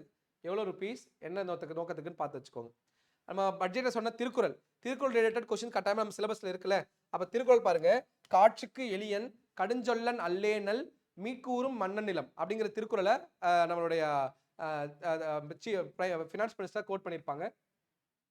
அதுக்கு முந்தின பட்ஜெட்ல, ஓகே, 2020-23ல பிணியின்மை, செல்வம், விளைவின்பம், ஏமம், அணி என்ப நாட்டிற்கு 5, நாட்டிற்கு தேவையான 5 செல்வங்கள் என்ன? பிணி இல்லாம இருக்கிறது, செல்வம், விளைவின்பம், ஏமம், அணி, இதெல்லாம் ஏமம்னா பாதுகாப்பு. ஓகே, எல்லாமே நாட்டுக்கு தேவையான அணிகலன்கள் சொல்றது யாரு? நம்ம லாஸ்ட் ஃபினான்ஸ் மினிஸ்டர் சொன்னது. அடுத்து ஞானபீட விருது அனௌன்ஸ் பண்ணப்பட்டுச்சு. போன வருஷம் 2024ஆம் ஆண்டுக்கான ஞானபீட விருது யாருக்கு அனௌன்ஸ் பண்ணப்பட்டதுன்னு சொல்லுங்க. ஓகேவா? தமிழ்ல ஞானபீடு விருது வாங்கின 2 எழுத்தாளர்கள் யாருங்கிறத கமெண்ட் பண்ணுங்க. தமிழ்ல ஞானபீடு விருது 2 எழுத்தாளர்கள் தான் வாங்கியிருக்காங்க. 2 எழுத்தாளர்களும் எந்த நூலுக்காக வாங்கினாங்கிறத கமெண்ட் பண்ணுங்க. ஓகேவா? எஸ், 2 எழுத்தாளர்கள் தான் வாங்கியிருக்காங்க. இந்தியாவின் மிக உயரிய இலக்கிய விருதான ஞானபீட விருது 1961ஆம் ஆண்டு நிறுவப்பட்டது. எந்த வருஷம்? 1961. இந்திய அரசியலமைப்பின் 8வது அட்டவணையில் குறிப்பிடப்பட்டுள்ள அங்கீகரிக்கப்பட்ட 72 மொழிகளை சேர்ந்த படைப்புகளுக்கு மொத்தம் எத்தனை லாங்குவேஜ் தான்? 22. பட் ஆனால் சாகித்ய அகாடமி எத்தனை மொழிகள்ல கொடுக்கப்படுது? எத்தனை மொழிகளுக்கான விருது சாகித்ய அகாடமியால கொடுக்கப்படுது? அது கமெண்ட் பண்ணுங்க. ஓகே, இந்த விருது பெறுவோருக்கு ரூபாய் 21 லட்சம் பரிசு தொகை, வாக்தேவி சிலை மற்றும் சான்றிதழ் வழங்கப்படும். இதான் வாக்தேவி சிலை. சமஸ்கிருத மொழிக்கு 2வது முறையாகவும் உருது மொழிக்கு 5வது முறையாகவும் இந்த விருது வழங்கப்பட்டுவது குறிப்பிடத்தக்கது. ஓகேவா? எஸ்.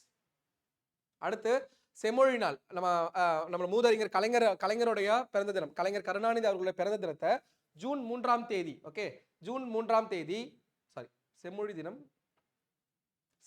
வந்து ஜூன் 3ஆம் தேதி. ஓகே, அது நான் சொல்லிடுறேன். செம்மொழி தினம் ஜூன் 3ஆம் தேதி. நேற்று ஜனவரி 25ஆம் தேதி நமது தாய்மொழி தியாகிகள் தினம். ஓகே, தாய்மொழிக்காக இந்திய எதிர்ப்பு போராட்டத்தில் உயிர் நீத்த தியாகிகளுக்கான தினம், தமிழ் மொழி தியாகிகளுக்கான தினம் செலிப்ரேட் பண்றோம். 25ஆம் தேதி, ஜனவரி 25ஆம் தேதியே தியாகிகள் தினமாகவும், ஜூன் 3ஆம் தேதி என்னது? செம்மொழி நாளாகவும் தமிழ்நாடு அரசாங்கம் அனௌன்ஸ் பண்ணியிருக்காங்க. இது கல்ச்சர் பார்ட்டுக்கு ரொம்ப முக்கியமானது, அதால இதில் இன்க்ளூட் பண்ணியிருக்கேன். ஓகேவா? எஸ், நான் சொன்னா மொழி தியாகிகள் தமிழ் மொழி தியாகிகள் தினமா 25 ஜனவரி 25th ஜனவரி செலிப்ரேட் பண்றாங்க.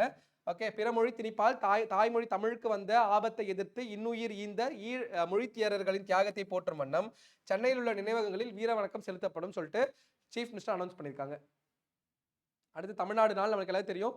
ஜூலை 18 1967 ஜூலை 18 மதராஸ் மாகாணத்துக்கு தேவையான மெட்ராஸ் மாகாணத்துக்கு பேர் என்ன மாத்திருப்பாங்க, தமிழ்நாடுன்னு மாத்துறதுக்கான தீர்மானத்தை கொண்ட அந்த தேதி தான் இது ஜூலை 18. பட் தமிழ்நாடுங்கிற பேர் மாற்றப்பட்ட தேதி ஜனவரி 14 Jan 14 1969 1969 ஆகிருக்கும். தமிழ்நாடுங்கிற பெயர் மாற்றம் செய்யப்பட்டிருக்கும். அடுத்து நம்ம பட்ஜெட்ல யூஸ் பண்ண ஒரு சில கோட்ஸ் மட்டும் பார்ப்போம். மேழி பிடிக்கும் கை, வேல்வேந்தர் நோக்கும் கை, ஆழி தருத்தே அருளும் கை, சூழ்வினையை நீக்கும் கை, என்றும் நிலைக்கும் கை, நீடூழி காக்கும் காராளர் கை. காராளர்னா யாரு? விவசாயின்னு சொல்லுவாங்க. ஏறு பிடித்து உழவு செய்யும் உழவரின் கைகளே மக்களின் பசிப்பினியை போக்கி நீடூழி வாழ வைக்கும் கைகள் என்று கம்பர் உழவு தொழிலை உயர்த்தி எந்த நூல்ல? திருக்கை வழக்கம் அப்படிங்கிற நூல்ல சொல்லியிருக்கார். ஓகே, இதெல்லாம் கேட்க கொட்டேஷன் கேட்க வாய்ப்பு இருக்கு, அதனாலதான் இன்க்ளூட் பண்ணியிருக்கேன். அடுத்து நிலன் நெருமருங்கின் நீர்நிலை பெருக தட்டோரம்மா இவன் தட்டோரே, தள்ளாதோர் இவன் தள்ளாதோரேன்னு சொல்லிட்டு புறநானூற்றுல குறிப்பிடப்பட்டிருக்க இந்த நூல் புறநானூறு. ஏரிகள் குளங்கள் போன்றவற்றை உருவாக்கி அதன் மூலம் அழுநீரை சேகரித்து அவற்றை சிறந்த பயன்பாட்டிற்கு கொண்டு வந்து தனது நாட்டை வளமாக்கும் மன்னன் என்று தமிழ் புலவர் குடப்புலவையனார் பாடினதை பாடலாக மேற்கோள் காட்டியிருக்காங்க. தட்டோர் அம்மன் இவன் தட்டோரே, தள்ளாதோர் இவன் தள்ளாதோரே அப்படின்னு சொல்லி பாடியிருப்பாங்க. ஓகேவா, அதெல்லாம் நீர் மேலாண்மை பத்தி பேசியிருப்பாங்க. ஓகே, அடுத்து கருணாநிதி அவர்களுடைய நாணயம், கலைஞர் கருணாநிதி அவர்களுடைய நாணயம் வெளியிடப்பட்டிருக்கு. 100 ரூபாய் நாணயம். ஓகேவா, இது வந்து கமாமரேட் காயின் சொல்லுவாங்க. இது டிரான்சாக்ஷனுக்கு வராது, அதாவது பரிவர்த்தனைக்கு வராது. நினைவு நாணயம் 2 வகையான நாணயங்கள் இருக்கு. Transaction coins, commemorative coins. Transaction காயின்ஸ்னா நம்ம நார்மலா யூஸ் பண்ற காயின்ஸ். ஓகே, அதாவது 5 ரூபாய், 1 ரூபாய், 2 ரூபாய், 5 ரூபாய், 10 ரூபாய், 20 ரூபாய் எல்லாம் என்னன்னா பரிவர்த்தனை நாணயங்கள், அது பரிவர்த்தனையில் இருக்கும். அடுத்து கமாமரேட் காயின்ஸ்லாம் என்னன்னா நினைவு நாணயங்கள், ஏதோ ஒரு விஷயத்தை நினைவு கூற விதமா. பெஸ்ட் எக்ஸாம்பிள் 75வது சுதந்திர தினத்தை நினைவு கூற விதமா நம்மளுடைய பிரைம் மினிஸ்டர் 75 ரூபாய் நினைவு நாணயத்தை வெளியிட்டாங்க. ஓகேவா, அப்போ அதே மாதிரி பாத்தீங்கன்னா நம்மளுடைய தஞ்சை பெரிய கோயிலுடைய 1000வது ஆண்டு விழாவை கொண்டாடுற விதமா 1000வது ஆண்டு 1010 கட்டி முடிச்சார் ராஜராஜன். 2010 நம்மளுடைய சென்ட்ரல் கவர்மெண்ட் என்ன பண்ணாங்கன்னா 1000 ரூபாய் நாணயத்தை வெளியிட்டாங்க. அதே மாதிரி கலைஞர் கருணாநிதி அவர்களுடைய 100வது பிறந்த தினத்தை என்ன பண்றாங்க, செலிப்ரேட் பண்ற விதமா 100 ரூபாய் நாணயம் வந்து வெளியிட்டு இருக்காங்க. இதோட விலை ஆக்சுவலி 25,000 கிட்ட. ஓகே, 25,000 கிட்ட அதோட விலை. சரியா, அதுல பார்ப்போம். நாணயத்தின் முகப்பு பக்கத்தில் அசோக சக்கரம், சிங்கம், இந்தியா ஆகிய வார்த்தைகள் இடம்பெற்றுள்ளன. முன்பக்கத்தில் கலைஞர் எம் கருணாநிதிங்கிற பேர் தமிழ்ல எழுதப்பட்டிருக்கு. தமிழ்ல ஒரு சைன் போட்டது இருக்கு. ஓகேவா, ஏன்னா ஆங்கிலம் மற்றும் ஹிந்தியில் குறிப்பிடப்பட்டுள்ளது. மேலும் கருணாநிதியின் கையெழுத்திலேயே தமிழ் வெல்லும்ங்கிற வார்த்தை இருக்கு. ஓகே, கருணாநிதி அவங்களுடைய கலைஞருடைய தமிழ் வெல்லும்ங்கிற வார்த்தையும் பொறிக்கப்பட்டுள்ளது தமிழ்லயே. ஓகே, அடுத்து ஒரு முக்கியமான எழுத்தாளர், தமிழ்நாட்டோட எழுத்தாளர் இந்திரா சவுந்தரராஜன். ரொம்ப முக்கியமான எழுத்தாளர், அதனாலதான் அவர் இங்க கொடுத்துருக்கேன். எழுத்தாளரும் ஆன்மீக சொற்பொழிவாளருமான இந்திரா சவுந்தரராஜன் இறந்துட்டாங்க. அவரோட முக்கியமான நூல்கள்லாம் பார்த்து வச்சுக்கோங்க. மர்மதேசம், சொர்ணரேகை, விடாது கருப்பு உள்ளிட்ட கவிதை தொகுப்பையும் 155 தொடர் கதைகளை எழுதியுள்ளார். சிருங்காரம், ஆனந்தபுரத்து வீடு, இருட்டு ஆகிய திரைப்படங்களிலும் பணியாற்றியிருக்கார். ஓகே, இவர் எழுதிய என் பெயர் ரங்கநாயகி எனும் நாவலுக்கு கடந்த 1999ஆம் ஆண்டு தமிழ்நாடு அரசோடைய வளர்ச்சித்துறையோடைய சிறந்த பரிசு அப்படிங்கிற 3ஆம் பரிசு கிடைச்சிருக்கு. ஓகே, ஜஸ்ட் பார்த்து வச்சுக்கோங்க. அடுத்து ரொம்ப முக்கியமான ஒரு கரண்ட் அஃபேர், ஊவேசா அவர்களுடைய பிறந்த தினத்தை இலக்கிய மறுமலர்ச்சி தினமா செலிப்ரேட் பண்றதுக்காக அனௌன்ஸ் பண்ணியிருக்காங்க. தமிழ்நாடு அரசாங்கம் இலக்கிய மறுமலர்ச்சி தினமா அனௌன்ஸ் பண்ணியிருக்காங்க. ஊவேசா பிறந்தனால தமிழ் இலக்கிய மறுமலர்ச்சி தினமா. ஓகேவா, அது யார் ரெக்வஸ்ட் பண்ணாலும் தேவையில்லை, பட் ஆனால் தெரிஞ்சு வச்சுக்கோங்க என்ன டே மட்டும். அடுத்து இதை சொல்லிட்டு ஊவேசா பிறந்த தினம் தமிழ் இலக்கிய மறுமலர்ச்சி நாளாக கொண்டாடப்படும் சொல்லிட்டு என்னைக்கு அப்படின்னா February 19 இதுக்கப்புறம் என்ன பண்ண போறோம், தமிழ் இலக்கிய மறுமலர்ச்சி தினமா கொண்டாட போறோம்.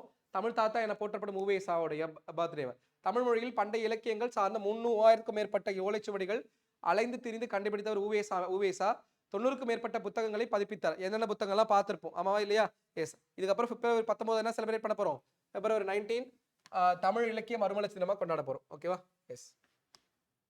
அடுத்து அதான் நியூஸ் பேப்பர்ல வந்தது கட்டு. அடுத்து பாருங்க, வைக்கம் சத்தியாகிரகா ரொம்ப ரொம்ப முக்கியமான இது. 1924 வைக்கம் சத்தியாகிரகால நம்ம ஒரு வெற்றியை பெறறோம். அதோடைய எத்தனாவது வருஷம், 2024, அதோட 100வது வருஷம். அதன் அடிப்படையில் கேரளாவில் வைக்கம்ங்கிற இடத்துல நடந்த விழாவில் நம்மளோட சீஃப் மினிஸ்டர் வந்து பார்ட்டிசிபேட் பண்ணாங்க.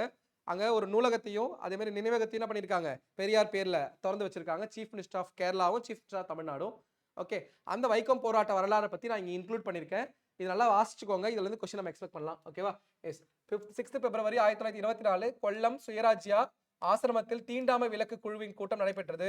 சுதந்திர நடனமாட்டத்துக்கு பிறகும் என்ன மாதிரியான விஷயங்கள்லாம் கொண்டாடணும்னு சொல்லியிருப்பாங்க. ஓகேவா?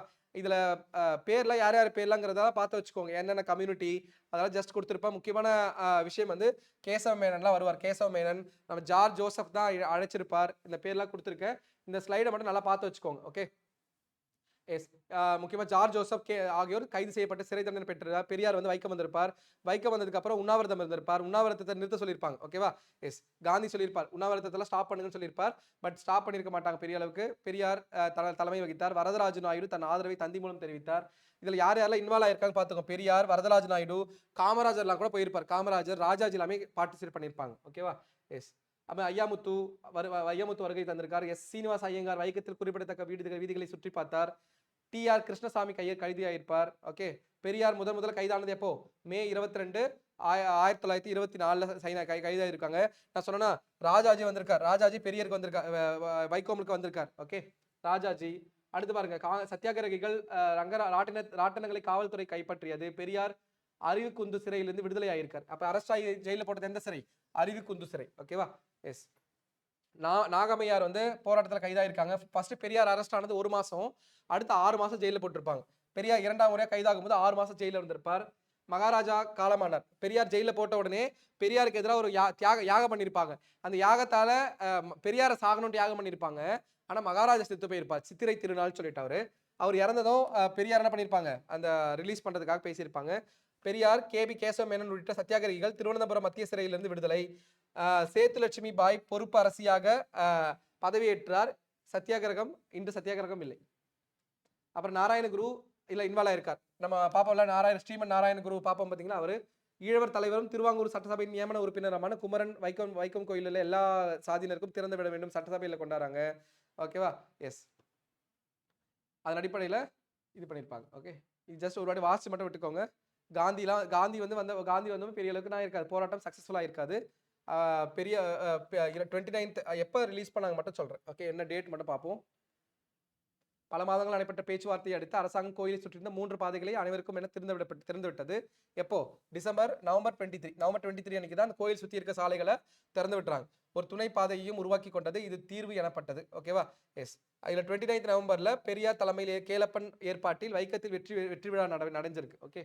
இதுதான் நம்மளுடைய இண்டிபெண்டன்ஸ் இந்தியாவில் கவர்மெண்ட் அந்த எதிர்த்து போராடுற ஒரு பெரிய சத்தியாகிரக ஒரு இயக்கம் வந்து வைக்கம் சத்தியாகிரகா. ஓகே. வைக்கம் சத்தியாகிரகா ரொம்ப ஒரு பெரிய மாஸ் மூமெண்ட். அடுத்து இந்த வைக்கம் சத்தியாகிரகாவோட நினைவு தமிழ்நாடு அரசாங்கம், கேரளா அரசாங்கம் இணைந்து அனௌன்ஸ் பண்ணது என்னன்னா வைக்கம் விருது இந்த வருஷம் கர்நாடகா சேர்ந்த தலித் செயல்பாட்டாளர், ரொம்ப எழுத்தாளர், நம்மளுடைய தேவநூரா மகாதேவா அப்படிங்கிற ஒரு பர்சனுக்கு அனௌன்ஸ் பண்ணப்பட்டிருக்கு. யாருக்குன்னு மட்டும் பார்த்து வச்சுக்கோங்க. தேவநூரா மகாதேவா பெரியார் நடத்திய வைக்கம் போராட்டத்தை நினைவு கூறும் விதமாக வைக்கம் விருதை தமிழ்நாடு அரசு வழங்குறாங்க. ஓகேவா? எஸ். யாரோட? கர்நாடகா சேர்ந்த எழுத்தாளருக்கு. அடுத்து ரொம்ப முக்கியமானது சாகித்ய அகாடமி விருது. தமிழ்நாட்டை சேர்ந்தவருக்கு 2 விஷயத்துல முக்கியம். ஒன்று அவார்ட்ஸ் இதுலயும் ரொம்ப முக்கியம்.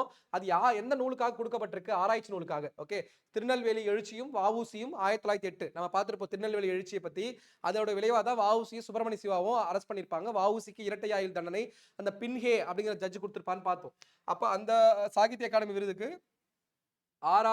வெங்கடாச்சலபதி எழுதின புத்தகம் தான் இந்த வருஷம் 2024ஆம் ஆண்டுக்கான சாகித்ய அகாடமிக்கு செலக்ட் ஆயிருக்கு. ரொம்ப முக்கியமான ஒரு நூலா பார்க்கப்படுது. இதுல அவர் பத்தின இது வந்து ஆராய்ச்சி நூல். முதல் முறையா தமிழ்ல ஆராய்ச்சி நூலுக்கு சாகித்ய அகாடமி விருது வாங்குறது வெங்கடாச்சலபதி தான். இவர் தான் என்ன பண்றார், தமிழுக்கு ஆராய்ச்சி நூலுக்காக ஒரு ஆய்வு கட்டுரைக்காக சாகித்ய அகாடமி விருது வாங்குற முதல் பர்சன். ஓகே. 1908 ஆய்வு நூலுக்காக அனௌன்ஸ் பண்ணப்பட்டிருக்கு. ஓகே. அதான் கொடுத்திருக்கு. சுதந்திர போராட்டத்தில் வஉசி தனது தலைவராக திலகரை ஏற்றுக்கொண்டார். ஆனால் சமூக நீதி என்ற விஷயத்தில் திலகரை பின்பற்றவில்லை. நான் முழுமையாக ஆய்வு செய்ததில் வஉசி இந்து மகாசபையில் இணையவில்லை. இந்து மகாசபை யாருன்னு பார்த்தோம், நம்ம மதன்மோகன் மால்வியா. அதுல இணையலன்னு சொல்லியிருக்காங்க.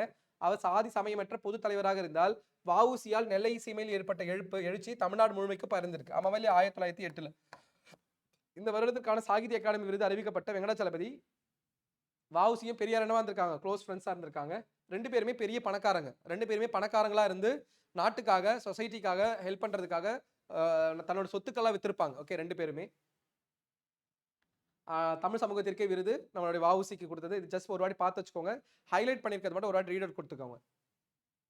அடுத்து கலைஞர் கருணாநிதி அவங்களோட பேர்ல பொற்கிழி விருது அனௌன்ஸ் பண்ணிட்டு இருக்காங்க. யார் யாருக்குன்னு பார்த்து வச்சுக்கோங்க. பேராசிரியர் அருணன் உரைநடை, நெல்லை ஜெயந்தா கவிதைக்கு, சுரேஷ்குமார் இந்திரஜித் நாவலுக்கு, என் ஸ்ரீராம் சிறுகதைக்கு, கலைராணி நாடகத்துக்கு, நிர்மால்யா மொழிபெயர்ப்புக்கு. யாருக்கு எதுக்காக கொடுக்கப்பட்டிருக்குங்கிறத பார்த்து வச்சுக்கோங்க. அடுத்து ரொம்ப முக்கியமானது, நம்ம டிசம்பர் மாசத்துல நம்மளுடைய திருவள்ளூர் சிலைக்கு என்ன பண்ணிருப்பாங்க, அந்த கண்ணாடி பாலத்தை அனௌன்ஸ் பண்ணிருப்பாங்க பாத்தீங்களா? எஸ். அப்ப ஒவ்வொரு ஆண்டும் டிசம்பர் கடைசி வாரம் என்னவா செலிப்ரேட் பண்ண போறாங்க? திருக்குறள் வாரமா அனௌன்ஸ் பண்ணிருக்கார் சீஃப் மினிஸ்டர். ஓகே, அது எதுக்காக மட்டும் பார்த்து வச்சுக்கோங்க. திருக்குறள் வாரமா அனௌன்ஸ் பண்றாங்க ஒவ்வொரு டிசம்பர் மாதத்தோட கடைசி வாரம். அதுல 3 கப்பல்கள் விட்டிருப்பாங்க. யாரோட பேர்? இது ஆல்ரெடி கிளாஸ் சொல்லியிருப்பேன். ஜி போப், நேசமணி, காமராஜ் அவங்க பேர்ல 3 படகுகளை வாங்கி விட்டுருக்காங்க அரசாங்கம். அந்த கப்பலுக்கு, அந்த படகுகளுக்கு தமிழ் அறிஞர்களோட பேரையும் நம்மளுடைய ஐயா காமராஜ் ஐயா அவங்களோட பேரையும் சூட்டப்பட்டிருக்கு. அடுத்த ஒரு முக்கியமானது, சிந்துவெளி நாகரிகத்துடைய எழுத்துக்களை யார் வந்து வெளிக்கொண்டுறாங்களோ அவங்களுக்கு $1 மில்லியன் ருபீஸ் வந்து பரிசு கொடுக்க சொல்லிட்டு தமிழ்நாடு அரசாங்கம் அனௌன்ஸ் பண்ணியிருக்கு. சிந்துவெளி பண்பாட்டின் எழுத்து முறையை தெளிவாக புரிந்து கொள்ள உதவும் வகையில் அல்லது அமைப்பு அல்லது நபருக்கு $1 மில்லியன் வந்து பரிசாக வழங்கப்படும் சொல்லியிருக்காங்க. ஓகேவா? எஸ். அது தொடர்பாகவே எழுத்து முறையை வெளிக்கொண்டதுக்கு $1 மில்லியன் கொடுக்க போறது. கல்வெட்டு ஆய்வாளர்கள் ஊக்குவிக்கும் வகையில் ஆண்டுதோறும் 2 அறிஞர்களுக்கு என்ன பண்ண போறோம்? விருது கொடுக்க போறோம். ஓகே, கல்வெட்டு ஆய்வாளர்களை ஊக்குவிக்கிறதுக்கு. சிந்துவெளி நாகரிக ஆராய்ச்சி மேற்கொள்ள தலை சிறந்த தொல்லியல் அறிஞர்கள் ஐராவத மகாதேவம் அவர்கள் பெயர்களில் ஆய்வறிக்கை அமைக்கிறதுக்கு $2 கோடி ஒதுக்கி செய்கிறாங்க. ஓகே, சீட் அமைக்கிறதுக்காக. சரியா? அடுத்து, ஆரியமும் சமஸ்கிருதம் தான் மூலம் என்று கற்பனை. ஆரியமும் சமஸ்கிருதம் தான் இந்தியாவின் மூலம் என்று கற்பனை வரலாறு கூறினர். சிந்து சமவெளியில் இருந்த நாகரிக காளைகள் திராவிடத்தின் சின்னம். தாமிரபரணி நாகரிகம் 3600 ஆண்டுகளுக்கு முற்பட்டது என்று உறுதியாக செய்துள்ளோம் சொல்லிட்டு உறுதி செய்துள்ளோம் அப்படின்னு சொல்லி சீஃப் மினிஸ்டர் சொல்லியிருக்காங்க. ஓகேவா? எஸ். அடுத்த இது வந்து தாயுமானவருக்காக நான் இதை இன்க்ளூட் பண்ணியிருக்கேன். தாயுமானவர் அவங்களோட பேர்ல வறுமை ஒழிப்பு திட்டத்தை தமிழ்நாடு அரசாங்கம் கடந்த ஆண்டு அறிமுகப்படுத்துச்சு. ரொம்ப ஒரு முக்கியமான திட்டம். இந்தியாலேயே ஒரே மாநிலமா வறுமையை ஒழிக்கிறதுக்காக ஒரு திட்டத்தை தமிழ்நாடு அரசாங்கம் கொண்டாந்துருக்கு. இந்தியாவில எந்த ஒரு மாநிலமும் இந்த மாதிரியான ஒரு இலக்கெல்லாம் வச்சிருலங்க. ஓகே, தமிழ்நாட்டில் மற்ற மாநிலங்களை கம்பேர் பண்ணும்போது சமூக நீதி கொள்கையால தமிழ்நாட்டில் வறுமை ரொம்பவே குறைஞ்சிருக்கு. ஓகே, அதுக்காக கம்ப்ளீட்டா வறுமையை எராடிகேட் பண்ணணுங்கிறதுக்காக தாய்மானவருடைய பேர்ல வறுமை ஒழிப்பு திட்டத்தை கொண்டாந்துருக்கோம். ஓகேவா? எஸ். இதோட நம்மளுடைய கரண்ட் அஃபேர்ஸ் கிளாஸஸ் வந்து முடியுது. இது வரைக்கும் இந்த கிளாஸஸ் உங்களுக்கு யூஸ்ஃபுல்லாக இருந்திருக்கும்னு நினைக்கிறேன். ஓகேவா? இந்த கிளாஸோட நம்மளுடைய சப்ஜெக்ட் வைஸ், சிலபஸ் வைஸ் இது டாபிக் எல்லாமே முடியுது. நம்ம நெக்ஸ்ட் கிளாஸ்ல ரிவிஷன் கிளாஸ் நம்ம பார்க்க வரோம். இந்த கிளாஸ்ல உங்களுக்கு ஏதாவது டவுட் இருக்கு அப்படின்னா நம்ம டவுட் செக்ஷன்ல கமெண்ட்ல லீவ் பண்ணுங்க. இதுல என்னன்னா, நான் லாஸ்ட் கிளாஸ்ல கேட்டிருந்தேன், என்னன்னா பெண்களுக்கு 40% இடஒதுக்கீடு கொடுக்கறது சரியா அப்படிங்கிறத பத்தி கேட்கும்போது நிறைய பேர் அவங்களோட ஒரு பாயிண்ட்ஸை வச்சிருந்தீங்க. எல்லாருடைய கமெண்ட்ஸை நான் படித்தேன். என்னன்னா, பெண்களுக்கு 40% இடஒதுக்கீடு வேணாமாங்கிறதெல்லாம் தாண்டி காலமா பன்னெடுங்காலமா 1 வருஷம் 2 வருஷம் இல்ல, நம்ம இப்ப ஒரு 2-3 வருஷத்துல குரூப் 1 மாதிரியான தேர்வுகள்ல அதிகப்படியான பெண்களை வரதை நம்மளால சகிச்சுக்க முடியலையே. இப்ப பன்னெடுங்காலமா பெண்கள் காலங்காலமா அடக்கி ஒடுக்கப்பட்டு அவங்களுக்கு எதிரான கொடுமைகள் எல்லா வகையிலுமே சரி, குழந்தை பெத்துக்கிறதுல இருந்து ஒரு குழந்தை பெத்துக்கிறாங்க, 2 குழந்தை பெத்துக்கிட்டாங்களா 12 காலங்கள்ல பாருங்க. ஒரு 50 வருஷத்துக்கு முன்னாடி எல்லாம் பாருங்க, ஒரு தாய்க்கு சராசரியா 10ல இருந்து 15 குழந்தைகள் இருக்கும். ஆமாவா? யோசிச்சு பாருங்க, அவங்களோட லைஃப்ல எத்தனை வருஷம் கர்ப்பிணியா இருந்திருப்பாங்க. ஒரு முறையும் குழந்தை பெத்துக்கும் போது எவ்வளவு வகையான சிரமங்கள் அனுபவிச்சிருப்பாங்க. அப்ப அந்த மாதிரியான கொடுமைகள் அனுபவிச்சு கல்வி மறுக்கப்பட்டு அவங்களுக்கான அடிப்படை மனித உரிமைகள் மறுக்கப்பட்டு இருந்த ஒரு சமூகத்துக்கு இடஒதுக்கீடுங்கிறது கட்டாயம். இடஒதுக்கீடுங்கிறது எதுக்காக? எந்த ஒரு செக்ஷன் வந்து டிப்ரைவ்டா இருக்கோ, அவங்களுக்கான உரிமைகள் மறுக்கப்பட்டிருக்கோ, அந்த குறிப்பிட்ட செக்ஷனுக்கு தான் பண்றோம் இடஒதுக்கீடுங்கிறதை கொடுக்கிறோம். ஓகேவா? அதனாலதான் சமூக கல்வி ரீதியா பின்பற்றப்பட்ட பிசி, எம்பிசி, எஸ்சி, எஸ்டின்னு கொடுக்கிறோம். அதே மாதிரிதான் காலங்காலமா யாருமே பின்பற்றப்பட்டிருக்காங்க, பெண்களும் பிற்படுத்தப்பட்டிருக்காங்கல்ல, அவங்களுக்கான இடஒதுக்கீடு கொடுக்க வேண்டியது ஆண் சமூகம். அதை என்ன பண்ணணும்? கட்டாயமா வரவேற்கணும். ஏன்னா அவங்களை அடிமைப்படுத்துறது யாரு தான்? ஆண் சமூகம் தான். அவங்களே அடிமையாயிட்டாங்களா? கிடையாதுல. வீட்டை விட்டு வெளில வரக்கூடாது, பீரியட்ஸ் டைம்ல இந்த மாதிரி ஒதுக்குப்புறமா ஒரு வீடுல உட்கார வச்சிருவாங்க. இந்த மாதிரியான பல இன்னல்களுக்கு ஆளாகி தான் முன்னேறி வராங்க. இந்த காலகட்டத்திலுமே பல்வேறு இடங்கள்ல, பல்வேறு ஊரக பகுதிகளில் பார்த்தீங்கன்னா, குறிப்பா எல்லா இடத்துலயும் சொல்லல, குறிப்பா ஊரக பகுதிகளில் இன்னுமே பெண்களுக்கான உரிமைகள் மறுக்கப்படுது. குழந்தை திருமணம்ங்கிற பேர் என்ன பண்ணிடுறது? 18 வயசுக்கு முன்னாடியே கல்யாணம் பண்ணி கொடுத்துறது. இதெல்லாம் எவ்வளவு பெரிய அவங்களுக்கான உரிமை பறிக்கப்படுதுல்ல. அப்ப அதெல்லாம் மீறி பெண்கள் அவங்க வந்து சாதிக்கணும் அப்படின்னா 40% இடஒதுக்கீடுங்கிறது கட்டாயம்.